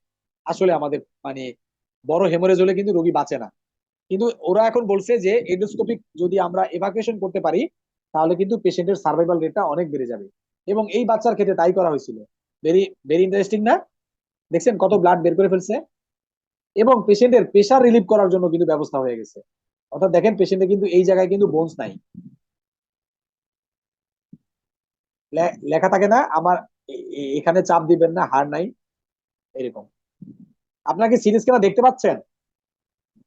এই সিটি স্ক্যানও অনেক সময় এফসিপিএস পরীক্ষাতে দিয়ে দিবে, বিলিভ মি, একদম পাশাপাশি বলবে যে সিটি স্ক্যানে কি কি আছে ফাইন্ডিং, কি প্রসিডিউর করা হয়েছে, এরকম। ঠিক আছে ফয়সাল, দেখতে পাচ্ছেন? জি sir. Okay, okay, this is a very $1,000,000, আমি বলবো যে এটা একটা মানে গোল্ডেন পিস। আচ্ছা দেখেন, তাহলে আমরা একটা ইয়াং পেশেন্ট যদি এরকম ব্লিডিং নিয়ে আসে, আমরা ABCDM মনে রাখবো। আমি আপনাদের জন্য এই পাঁচটা আজকে কি কি মেসেজ, যদি এই পাঁচটা ABCD মনে রাখতে পারেন, আমি successful. A for aneurysm or AVM, B for bleeding disorder, C for coagulopathy বা CBST, D ফর ড্রাগ, এবং M ফর ময়াময়া ডিজিজ। আপনারা ময়াময়া ডিজিজের নাম শুনছেন? আচ্ছা, moyamoya disease is a disease of the mainly anterior circulation, as অর্থাৎ internal carotid artery, as anterior cerebral artery, এবং MCA অর্থাৎ মিডল সেবেল আর্টারি। এখানে আপনার নন ইনফ্লামেটরি ন্যারোয়িং হয়, অর্থাৎ বেশিরভাগ পেশেন্ট ইসকেমিক স্ট্রোক নিয়ে আসে, আমি দেখাবো। কিন্তু পেশেন্টের প্রক্সিমাল যেহেতু অবস্ট্রাকশন থাকে, ডিস্টালি অ্যানিরিজম ডেভেলপ করে, অনেক সময় 10% ক্ষেত্রে ব্লিডিং নিয়ে আসে, মানে হেমোরেজ নিয়ে আসে। সো ময়াময়া ডিজিজ বেসিক্যালি ইনফাকশন নিয়ে আসে, বা 10% ক্ষেত্রে ব্লিডিং নিয়ে আসতে পারে। এটুকু জানলেই আপনাদের হবে। This is a 25-year boy, seizure, 2 episode, headache for 6 months, treated as migraine। দেখেন মাইগ্রেন হিসেবে treat করছে। এটা কি কেউ বলতে পারবেন এটা contrast CT? This is a classical case of AVM, তাই না? There is a serpentious tangle of blood vessels along the temporoparietal region. So in the AVM in the temporoparietal region causing, frontoparietal region causing headache, এবং সে migraine বলছে সবাই। এবং এই কারণে আমরা বলি মাইগ্রেনের পেশেন্ট যখন ওষুধে রেসপন্স করে না, তখন যদি কোনো পেশেন্টের সন্দেহ হয় কারো, অর্থাৎ ক্লাসিক্যাল সিমটম যদি মাইগ্রেনের ইমপ্রুভ না করে, সুমাট্রিপটান দেওয়ার পরেও রেসপন্স না করে, তখন আমাদের ইমেজিং করতে বলে, সিটি অ্যাঞ্জিওগ্রাম অথবা MRI pituitary, MRI for MRV করতে বলে। ঠিক আছে, এটা মনে রাখবেন সবসময়। অনেক মেয়েরা আছেন যারা মধ্যবয়সী মহিলা আছে, মাইগ্রেনে মাথা ব্যথা, সবাইকে মাইগ্রেন বলে চালাই দেওয়া যাবে না। Sometime there may be giant AVM or subarachnoid hemorrhage. So this is the AVM, same picture. This is the MRA. Oh, sorry, this is a recurrent headache and convulsion for 6 months. That was also case of AVM. Okay, AVM টা হচ্ছে কেউ যদি দেখতে চান, এই জায়গাটায় হচ্ছে AVM, বিশেষ করে ব্লাড ভেসেল গুলা থাকে। আচ্ছা, আরো ভালো পিকচার আছে, আমি দেখাবো। So this is a large cerebral AVM, city angiogram. এরপরে কিন্তু ডিএসএ করে, আসলে আমাদের ডিএসএ এর একটা মানে পরীক্ষা আছে, cerebral DSA, digital subtraction angiography. এইটা করে আরো ব্লাড ভেসেল গুলো আরো ভালো দেখা যায় এবং গ্লু এম্বোলাইজেশন করা হয়, এন্ডোভাস্কুলার গ্লু, অথবা সার্জারি করে রিমুভ করা যায়। ঠিক আছে, আচ্ছা, এটা আপনারা পরে জানবেন চিকিৎসা কি। আমাদের দেশে আসলে এই এভিএম এর ভালো চিকিৎসা নাই। This is a golden piece. I have collected this case. This patient presented with severe headache, vomiting, loss of consciousness, এবং সিটি স্ক্যানে ছিল প্রাইমারি ইন্টারভেন্ট্রিকুলার হেমোরেজ, কোনো আইসিএস নাই, মানে এটা প্রাইমারি আইবিএস, এই জন্য প্রাইমারি বলতেছি। ইন্টারেস্টিংলি পেশেন্টের সিটি অ্যাঞ্জিওগ্রাম করলাম, করার পরে দেখি যে পেশেন্টের এভিএম, দেখেন সুন্দর একটা এভিএম, দেখছেন কেউ? Hello doctor Faisal, G this sir. Is a golden piece, my collection. আমি আমার ওয়ার্ডের রোগীর এগুলো রেখে দিচ্ছি। এটা আমি আমার একটা আপনারা জানেন আমার একটা বই অনেক আগে পাবলিশ হয়েছে ডিসি একাডেমি থেকে, ওইটার পরে আমি এখন সেকেন্ড এডিশন আনবো, কিন্তু আমি ভাবছি ওটাকে এই সব জিনিসপত্র দিয়ে তারপরে ইনশাল্লাহ ছাড়বো আর কি বাজারে। এগুলো from the real life time experience. আচ্ছা, এগুলো আমরা দিব। এখন দেখেন এই পেশেন্টের আইবিএস এর একটা স্কোরিং আছে, এই পেশেন্টের মর্টালিটি কত পার্সেন্ট। আমরা জানেন যে আইসিএস স্কোর আছে, আইসিএস স্কোর আপনারা কিছু কিছু জিনিস শিখবেন। What is GCS score, ICH score, then আপনার আরেকটা বলবো কি MRS score, that is modified Rankin scale. অর্থাৎ স্ট্রোকের পেশেন্টের সিভিয়ারিটি দেখার জন্য আমরা করি যে পেশেন্টের আপনার আউটকাম কেমন, ডিসএবিলিটি কেমন, সেটা দেখার জন্য এমআরএস করি। আমরা এনআইএসএস স্কোরিং করি, NIHSS, National Institute of Health Stroke Scale. আপনারা কিন্তু এই স্কেল গুলা পড়বেন। এবার কিন্তু এফসিপিএস পরীক্ষাতে একটা এরকম কিন্তু আসছিল, ঠিক আছে, যে এনআইএসএস স্কোর কি জিজ্ঞেস করছিল কিন্তু আইওইতে। তারপরে আপনার ওই যে হাইপার অ্যাকুট ইসকেমিক স্ট্রোকে যে আমরা থ্রোম্বোলাইসিস করি, ওইটা জানতে হলে তো এনআইএসএস স্কোর লাগবেই। So this is a modified Graeb score for IVH, অর্থাৎ একটা পেশেন্টের আইবিএস নিয়ে আসলে কতটুকু সিভিয়ার সেটা নির্ণয় করার জন্য আমরা একটা স্কোরিং করি, এটার নাম হচ্ছে মডিফাইড গ্রাইভ স্কোর। অর্থাৎ কোন ভেন্ট্রিকলে কতটুকু ব্লাড আছে সেটার উপরে একটা সিভিয়ারিটি স্কোরিং আছে। যেমন ল্যাটারাল ভেন্ট্রিকলে থাকলে 2, থার্ড ভেন্ট্রিকলে থাকলে 4, ফোর্থ ভেন্ট্রিকলে থাকলে 4। ঠিক আছে, অর্থাৎ স্কোর যদি 10-এর বেশি হয় তাহলে সিভিয়ার। সো এটা মডিফাইড গ্রাইভ স্কোর। হ্যাঁ, এটা একটু নামটা মনে রাখেন যে আইবিএস এর স্কোরিং এটা। দিস ইজ আইসিএস, অর্থাৎ একটা পেশেন্ট যখন ইন্ট্রাক্রেনাল হেমোরেজ নিয়ে আসে, মর্টালিটি আমরা রোগীদের বলি আপনার রোগী 80% মরে যাবে, 70% মরে যাবে, 30% মরে যাবে। অর্থাৎ পেশেন্টের জিসিএস যদি দেখেন খুব কম থাকে তাহলে স্কোর বেশি, 2, 3 থেকে 4 হলে 2, 5 থেকে 12 হলে 1, 13 থেকে 15 জন্য। আইসিএস ভলিউম, আমরা ভলিউম মেনটেন করতে পারি। আমরা জানি যে আমরা সিটি স্ক্যান দেখে ভলিউম নির্ণয় করি, number of slide, length, breadth divide by 2, তাই না? তারপরে আইবিএস আছে কিনা, ইন্ট্রাভেন্ট্রিকুলার হেমোরেজ যদি থাকে তাহলে 1 পয়েন্ট। অর্থাৎ এই স্কোরিং যদি আপনার 3 হয় তাহলে মর্টালিটি চান্স হচ্ছে 77%। যদি 4 হয় তাহলে মর্টালিটি চান্স হচ্ছে মোর দ্যান 90%। এটুকু মনে রাখেন। এই আইসিএস স্কোর আপনার নেটে সার্চ দিলেই পাবেন। দেখেন, this is a very important slide. Diabetes রোগীদের পোস্টেরিয়র সেরেব্রাল আর্টারি ইনফার্ক্ট খুবই কমন। হ্যাঁ, এখন কিন্তু স্ট্রোক আর ওই acute ischaemic stroke, haemorrhagic stroke বলে পার পাওয়া যাবে না, মানে ওই আমব্রেলা টার্ম বলা যাবে না। আমব্রেলা টার্মের এখন আরো একদম পিন পয়েন্টে চলে আসছে। আমরা বলি এসিএ ইনফার্ক্ট, এমসিএ ইনফার্ক্ট, পিসিএ ইনফার্ক্ট, ঠিক আছে, তারপরে ব্যাজিলার ইনফার্ক্ট, এরকম বলি, ব্রেনস্টেম ইনফার্ক্ট। এখন কিন্তু আর ইসকেমিক স্ট্রোক আর হেমোরেজিক স্ট্রোক বলে চালানোর দিন শেষ। আচ্ছা, কেউ কি বলতে পারবেন এই রোগীর ক্লিনিক্যাল ফিচার কি হবে? ডায়াবেটিস রোগী যাদের আনকন্ট্রোল ডায়াবেটিস থাকে তাদের খুবই কমনলি পোস্টেরিয়র সার্কুলেশন, মানে আপনার ভার্টিব্রো ব্যাজিলার আর্টারিতে অ্যাথেরোস্ক্লেরোসিস হয় এবং আলটিমেটলি কিন্তু পোস্টেরিয়র সেরেব্রাল আর্টারিটা এফেক্টেড হয় অথবা ব্যাজিলার আর্টারি এফেক্টেড হয়।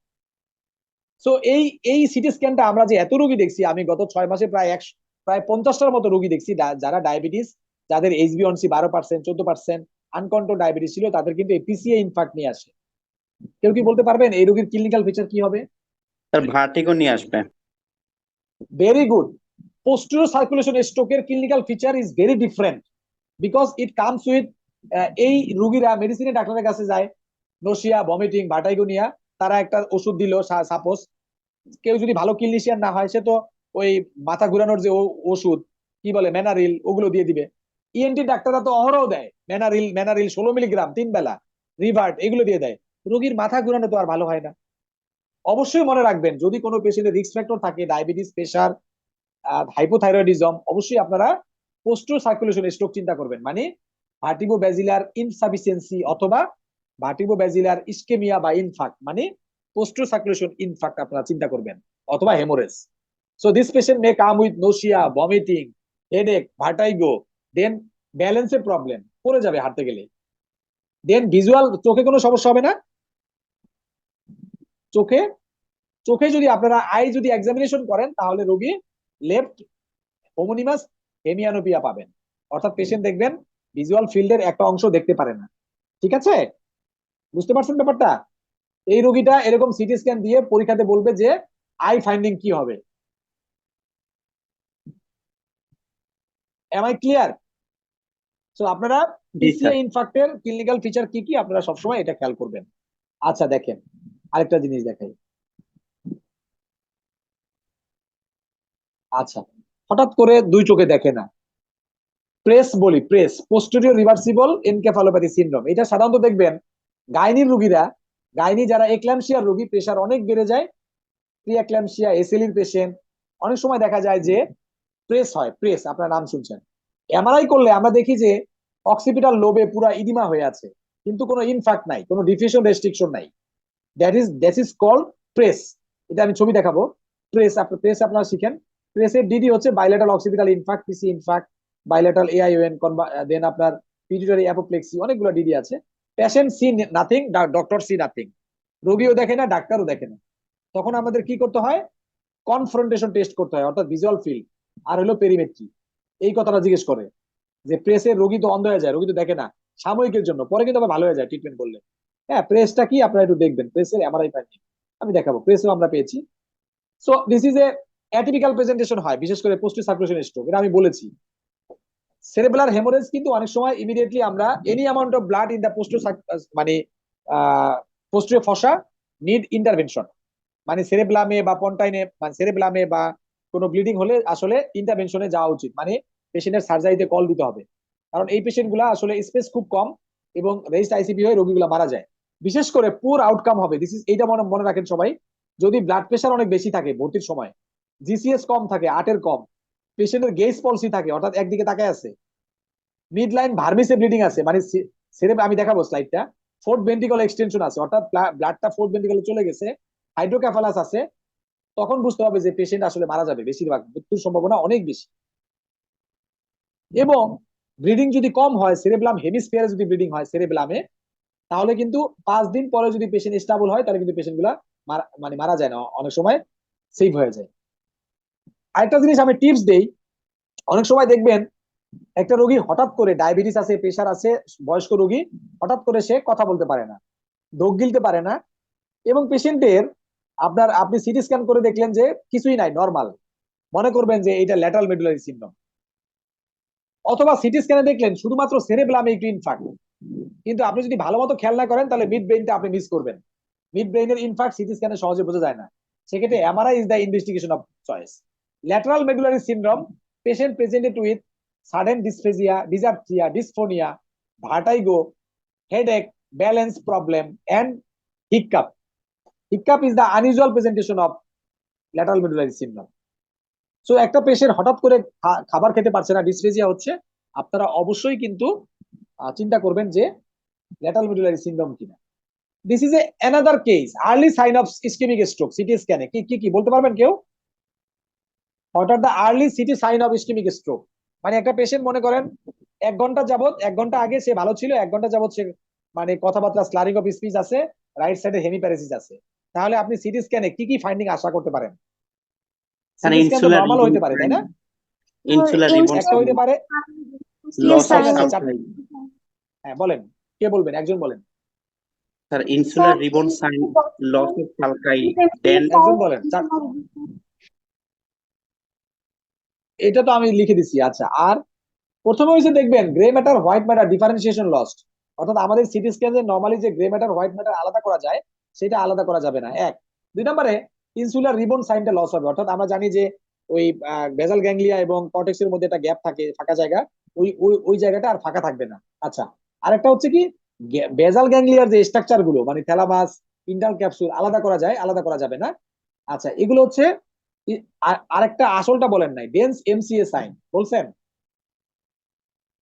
স্যার আমি আরেকটা হচ্ছে ডেন্স ব্যাজিলার আর্টারি সাইন, অনেক সময় ব্যাজিলার আর্টারিতে থ্রোম্বাস হয়, ব্যাজিলার অ্যানিউরিজম হয়, সেখানে আমরা ব্যাজিলার টপ অ্যানিউরিজমে থ্রোম্বাস জমে একটা সাইন পাওয়া যায়, এটার নাম হচ্ছে ডেন্স ব্যাজিলার আর্টারি সাইন অথবা ডেন্স এমসিএ সাইন। মনে থাকবে? ভেরি গুড, যে বলছেন। এই ক্ষেত্রে আমরা অনেক সময় এমআরআই করে ফেলি, এমআরআই ডিডব্লিউ এডিসি মিসম্যাচ পাওয়া যায়, অর্থাৎ ডিডব্লিউ তে আপনার ইসকেমিক ইনফার্ক্ট পাওয়া যায়, হাইপারডেন্সিটি, বাট এডিসি তে হাইপোডেন্সিটি পাওয়া যায়, ঠিক আছে। অনেক সময় সিটি পারফিউশন সিটি স্ক্যান করে ইসকেমিক পেনাম্বরা দেখার জন্য। হোয়াট ইজ পেনাম্বরা, কেউ জানেন পেনাম্বরা কি? অর্থাৎ যে এরিয়াটা ইসকেমিক হয়, ইসকেমিয়ার পাশের এরিয়াটা, যারা সার্ভাইভিং নিউরন যেগুলো এখনো সার্ভাইভ করা যাবে ভালো মতো ট্রিটমেন্ট দিলে, সেগুলোকে বলা হয় ইসকেমিক পেনাম্বরা। এইখানে ইনফাক্ট হচ্ছে তার চারপাশের এরিয়া, ঠিক আছে। মেকানিক্যাল থ্রোম্বেক্টমি, এই সকল ক্ষেত্রে আর্লি ক্ষেত্রে অনেক সময় আমরা থ্রোম্বোলাইসিস করি ফলোড বাই মেকানিক্যাল থ্রোম্বেক্টমি, অর্থাৎ লার্জ ভেসেল অকুলেশন। মানে লার্জ ভেসেল অকুলেশন মানে হচ্ছে, মনে করেন এমসিএ, এম1 মানে প্রক্সিমাল সেগমেন্ট, এম2, এইগুলো যদি অকুলেশন হয়, শুধুমাত্র থ্রোম্বোলাইসিস করে খোলে না, ওপেন হয় না ব্লাড ভেসেলটা, তখন আমাদের মেকানিক্যাল থ্রোম্বেক্টমি করা লাগে, অর্থাৎ নিউরো ইন্টারভেনশন ডিপার্টমেন্ট ওই থ্রোম্বাসটাকে বের করে নিয়ে আসে। This is call mechanical thrombectomy, অর্থাৎ বাইরের দেশে কিন্তু একই সেটিং এ আইভি থ্রোম্বোলাইসিস হয় প্লাস মেকানিক্যাল থ্রোম্বেক্টমি হয়, বিশেষ করে লার্জ ভেসেল অকুলেশন হলে। এই সিটি স্ক্যানে কেউ কিছু দেখা যাচ্ছে? This is MCA infarct, classical MCA infarct. Ischaemic স্ট্রোকের রোগীরা সাধারণত অজ্ঞান হয় না, বাট লার্জ এমসিএ ইনফার্ক্টে কিন্তু পেশেন্টের ব্রেনস্টেম কম্প্রেশন হয়ে ইডিমা হয়ে রোগীরা মারা যায়। অর্থাৎ এই রোগীরা কিন্তু অনেক সময় দেখবেন এই পাশে ইডিমা হবে, পেশেন্টের আপনার মিড লাইন কম্প্রেশন হবে এবং পেশেন্টের রেজিস্ট আইসিপি হয়ে পেশেন্টরা মারা যাবে। এই সকল পেশেন্টকে আমরা রেজিস্ট আইসিপি কমানোর জন্য আমরা এই যে আমরা ম্যানিটল দেই, 20% ম্যানিটল অথবা 3% সোডিয়াম ক্লোরাইড ইউজ করি, ঠিক আছে। আচ্ছা, সো আমরা ইয়াং পেশেন্ট যদি ইসকেমিক স্ট্রোক নিয়ে আসে, আমাদের এক্সটেন্সিভ কার্ডিয়াক এভালুয়েশন করতে হবে, মানে পেশেন্টকে ইসিজি, ইকো, টপরিন আই এগুলো তো করবোই, পাশাপাশি পেশেন্টকে আমরা দেখবো হলটার মনিটরিং করবো যে পেশেন্টের কোনো এফ হয় কিনা। This is important, note it down, post graduation যারা ট্রেনি আছেন। অর্থাৎ ইয়াং পেশেন্ট যদি অ্যাকুট ইসকেমিক স্ট্রোক নিয়ে আসে রিকারেন্ট, আমরা দেখবো প্রথমে পালস দেখবো, ব্লাড প্রেশার দেখবো, পালস পাওয়া যায় কিনা, অর্থাৎ টাকা ইয়াসু কিনা বা এফ কিনা, দেন আমি দেখবো স্টেটো বসায় দেখবো মারমার কিনা, কিছুই নাই, তখন আমরা পেশেন্টকে হলটার মনিটরিং করব এবং টো করব trans oesophageal echocardiography to see patent foramen ovale, okay. এবং আমরা নেকের এমআরএ করতে পারি, এমআরএ মানে এমআরআই করতে পারি টু সি ময়াময়া ডিজিজ, কোনো ময়াময়া ডিজিজ কিনা, অথবা আমরা ব্লাডে হোমোসিস্টিন লেভেল করতে পারি। আপনারা জানেন হোমোসিস্টিনেমিয়াতে ইসকেমিক ইনফাক্ট হয়, ইসকেমিয়া হয় প্লাস হেমোরেজ হয়, দুইটাই হতে পারে, বাট ইসকেমিয়াটা বেশি হয়। আপনারা জানেন হোমোসিস্টিন লেভেল বাড়লে young boy come with MI অথবা স্ট্রোক নিয়ে আসতে পারে, ময়াময়া ডিজিজ। আপনারা মনে রাখবেন এগুলো, যে ইয়াং পেশেন্ট ইসকেমিক স্ট্রোক নিয়ে আসলে কি করব, আর হেমোরজিক স্ট্রোক আসলে কি কি হবে তা তো আমি বলছি, ABCDM, তাই না? ওকে, তাহলে এই স্লাইডটা কিন্তু $1,000,000 স্লাইড, এটা আমি আপনাদের জন্য মানে এইগুলো কোনো বইয়ে পাবেন না এইভাবে মানে গোছাইয়া, আমি জাস্ট আমার এক্সপিরিয়েন্স থেকে লিখছি যে একটা ইয়াং পেশেন্ট যদি ইসকেমিক স্ট্রোক নিয়ে আসে, আমাদের এক্সটেন্সিভ কার্ডিয়াক এভালুয়েশন করতে হবে। মানে কি, এই what is extensive cardiac evaluation? এই যে হলটার করতে হবে, টো করতে হবে, মানে ইসিজি, ইকো, ট্রপিন আই তো করবোই, তারপরে আমরা ওগুলোতে কিছু না পাইলে আমরা হলটার করব আর টো করব, ঠিক আছে। আচ্ছা, এখন দেখেন নেক্সট। আচ্ছা, এটা আমি আর চলে যাই। এই পেশেন্টটা আসলে ইনিশিয়াল সিটি স্ক্যান ছিল নরমাল। অনেক সময় রোগীরা মনে করেন ইয়াতে আসছে, আপনার কাছে আসছে ইমার্জেন্সিতে, দেখলেন যে পেশেন্টের আসলে আপনি রোগী দেখেন নাই, রোগী মানে ইয়াতে শোয়ানো আপনার স্ট্রেচারে, রোগীর লোক বলতেছে স্যার কথা বলে না, রোগী অজ্ঞান। আপনি বলেন এই রোগী মনে হয় অন্য কোনো সমস্যা হয়েছে, স্ট্রোক না, সিটি স্ক্যান নরমাল। হ্যাঁ, এটা স্ট্রোক না, এটা মনে হয় সম্ভবত এসিআর অথবা মেটাবলিক কজ, মানে হাইপোনাট্রিমিয়া বা হাইপোগ্লাইসেমিয়া বা হেপাটিক এনকেফালোপ্যাথি। আপনি মেটাবলিক কজ চিন্তা করলেন, ফাইন, আপনি রোগী রেফার করে দিলেন ঢাকা মেডিকেল কলেজে, ঢাকা মেডিকেল কলেজে ওরা দেখলো যে এটা তো এমআরআই করা লাগবে, এটা এমআরআই করলো দেখলো যে এরকম বড় ইনফাক্ট, মানে এমসিএ ইনফাক্ট। সামটাইম কিন্তু এরকম হইতে পারে। সুতরাং রোগী দেখার ইম্পর্টেন্ট কিন্তু অনেক, যতই আমরা সিটি করি এমআরআই করি যাই কিছু করি না কেন, এই জন্য রোগী দেখার গুরুত্ব কিন্তু ইম্পর্টেন্ট। রোগীর আপনার মানে হেমিপ্যারেসিস আছে কিনা, স্ট্রোক হবে কিন্তু ফেসে কোনো চেঞ্জ হবে না এরকম হবে না। দিন মোহাম্মদ স্যার একটা কথা বলেন যে স্ট্রোক হবে কিন্তু মুখে কোনো চেঞ্জ হবে না, তা হবে না। অর্থাৎ বড় স্ট্রোক করবে, মুখ বাঁকাই যাবে, অথবা পেশেন্ট চোখে কম দেখবে, বা চোখে ওই যে বললাম হোমোনিমাস হেমিয়ানোপিয়া হবে, অথবা আপনার মাউথ ডেভিয়েশন হবে, অথবা পেশেন্টের কি হবে আরেকটা বলে এটাকে গেজ পালসি হবে, অর্থাৎ পেশেন্ট একদিকে তাকাই থাকবে, ফেসে চেঞ্জ হবে না, তা হবে না। এই পেশেন্টে দেখেন ডিডব্লিউ তে হাইপার ইন্টেন্সিটি, এডিসি তে কিন্তু আবার hypo intensity. This is a classical case of hyper acute stroke, মানে অ্যাকুট। আপনি এই পেশেন্টকে চোখ বন্ধ করে আরটিপিএ দিতে পারেন, অর্থাৎ রিকম্বিনেট টিস্যু প্লাজমা অ্যাক্টিভেটর, মানে এলটিপিএস দিতে পারেন। 9 milligram per kg over 1 hour দিয়ে দিবেন। দিস ইজ দা, দেখেন ওই পেশেন্টের সিটি স্ক্যান পরবর্তীতে হয়তো বা অন্য জায়গায় গেছে, সিটি স্ক্যান করে দেখলেন যে এরকম এমসিএ ইনফাক্ট, 6 ঘন্টা পরে দেখা গেল যে এরকম লার্জ এমসিএ ইনফাক্ট নিয়ে আসছে। পেশেন্টের অ্যাট্রিয়াল ফিব্রিলেশন ছিল, কালার ডপলার নেক করে দেখা গেল যে 58% 68% ব্লক। কি আপনারা কি আমার কথা বুঝতে পারছেন? ওকে। সো স্ট্রোক শুধুমাত্র যে ব্রেনে হয় তা না, স্ট্রোক চোখেও হয়, এটাকে বলে অ্যামারোসিস ফিউগাস অথবা সেন্ট্রাল রেটিনাল আর্টারি অকুলেশন। স্পাইনাল কর্ডেও কিন্তু স্ট্রোক হয়, স্পাইনাল ইনফাকশন, যেমন অ্যান্টেরিয়র স্পাইনাল আর্টারি অকুলেশন হয়ে পেশেন্ট সাডেন প্যারাপ্লেজিয়া হয়, সেটাও কিন্তু স্ট্রোক, স্পাইনাল স্ট্রোক, তাই না? Sudden paraplegia, but dorsal column intact. This is very important. এই কোশ্চেনটা ধরে patient presented with sudden paraplegia বা dorsal column intact, acute spinal artery occlusion, cause due to SLE, PAN, APS এগুলোতে হয়। ঠিক আছে, আমরা গেলাম হেমোরেজিক ট্রান্সফরমেশন। প্রায় শুনবেন যে স্যার বড় ইসকেমিক ইনফাক্ট আছে, ইকোস্প্রিন দিব কিনা। মেডিসিনের ডাক্তাররা আমরা বেশিরভাগ আগে করতাম যে বড় ইনফাক্ট পাইলে ইকোস্প্রিন দিতাম না, যে হেমোরেজিক ট্রান্সফরমেশন হবে। আসলে না, বড় ইনফাক্টেও আমরা নিউরোলজিস্ট যারা আছে সবাই কিন্তু আমরা নিউরোলজি বলে যে ইকোস্প্রিন দিতে, যদি হেমোরেজিক ট্রান্সফরমেশন আবার 4 রকমের। একটা হচ্ছে যে শুধুমাত্র আপনার এরকম ডট ডট ডট হেমোরেজ হয়েছে, এটাকে বলে পিটিসিয়াল হেমোরেজ, অর্থাৎ এই জায়গাটা ইনফাক্ট আছে, ইনফাক্ট এই পাশে ডট ডট ডট ডট আপনার হেমোরেজ হয়েছে। এই ক্ষেত্রে এটাকে বলা হয় H1, মানে হেমাটোমা 1, হেমোরেজিক ট্রান্সফরমেশন 1, এইখানে ইকোস্প্রিন দিবেন। H2 হয়েছে না এরকম একটু ব্লিডিং, পিটিসিয়াল ব্লিডিং, সেক্ষেত্রেও দিবেন।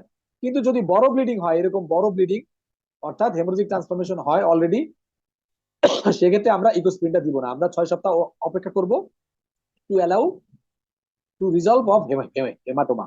ঠিক আছে, তাহলে হেমোরেজিক ট্রান্সফরমেশন নিয়ে কারো কনফিউশন আছে? তখন আমরা ইকোস্প্রিন দিব না, দিস ইজ ইম্পর্টেন্ট।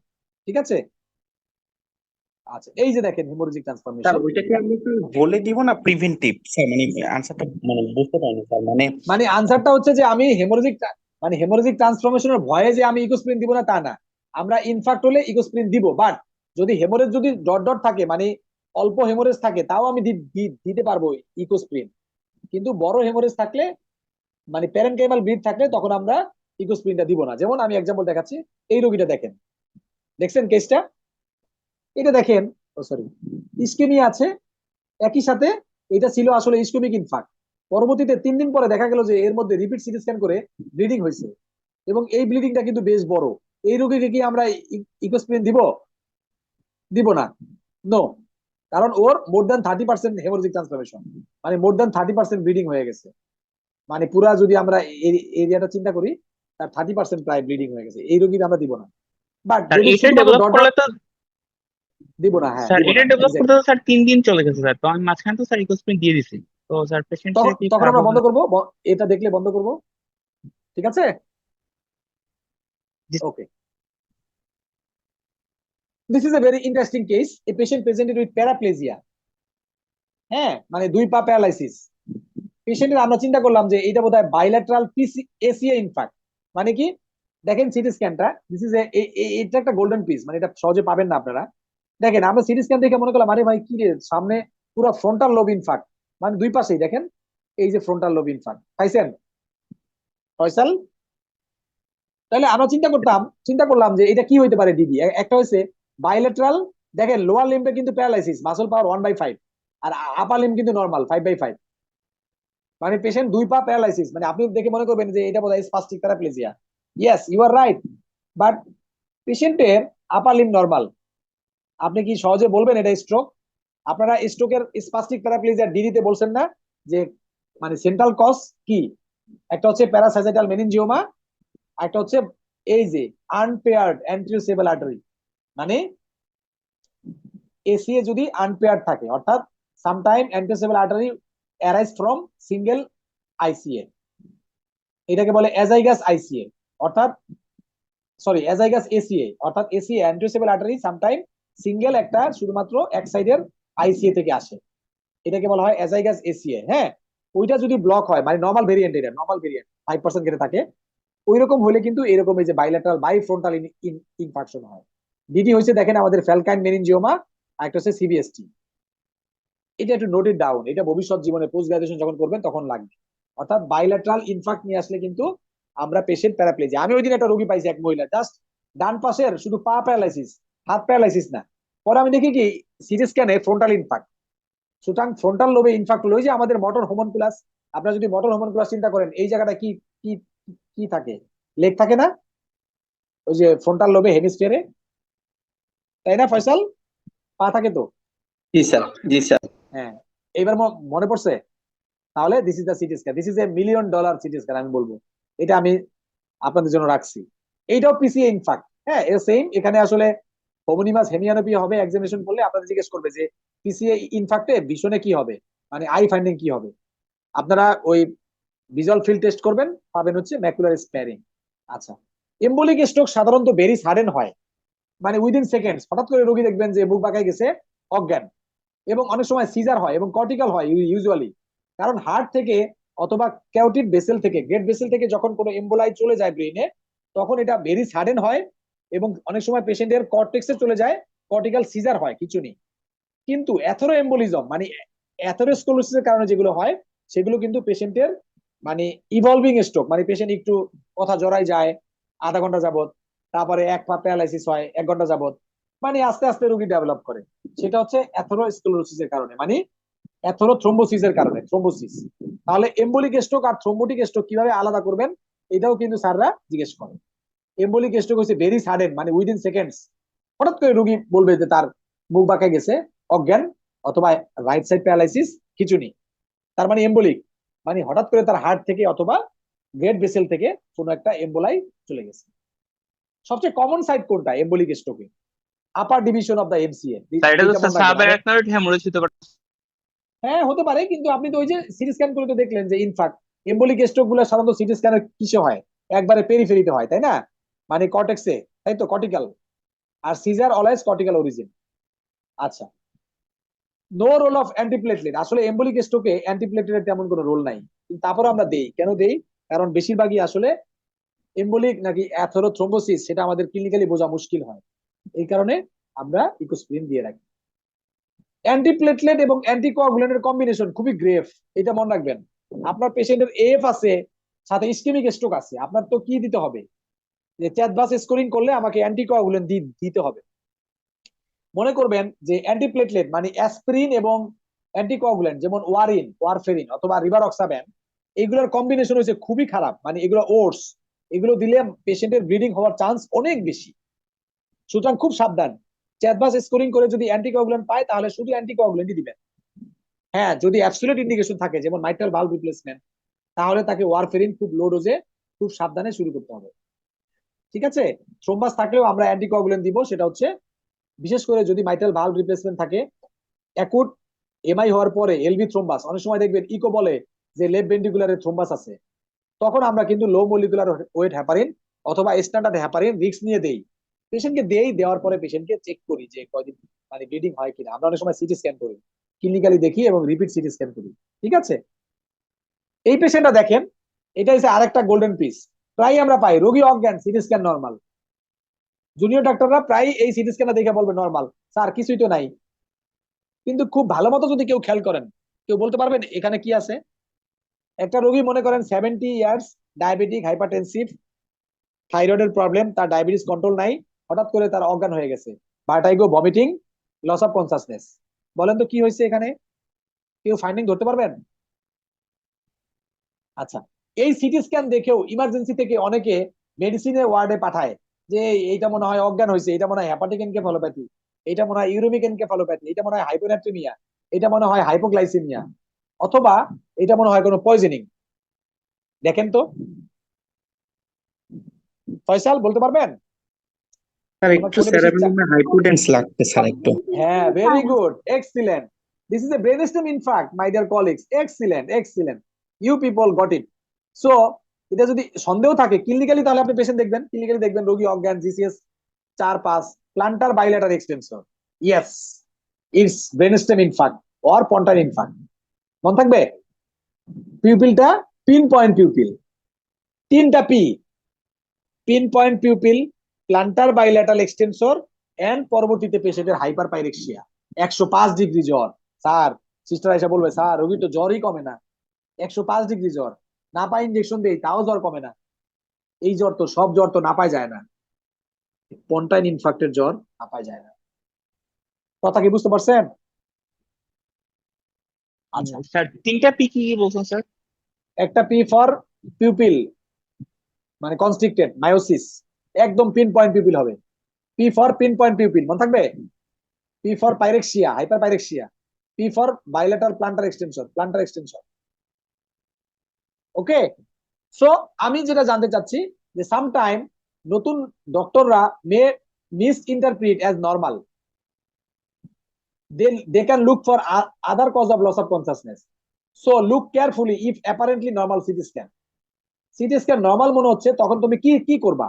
তখন তুমি দেখবা early sign of CT scan, early sign of ischaemia, ওই যে কিছুক্ষণ আগে আমি যেগুলো শিখাইছি, অথবা ব্রেনস্টেম ইনফ্যাক্ট কিনা।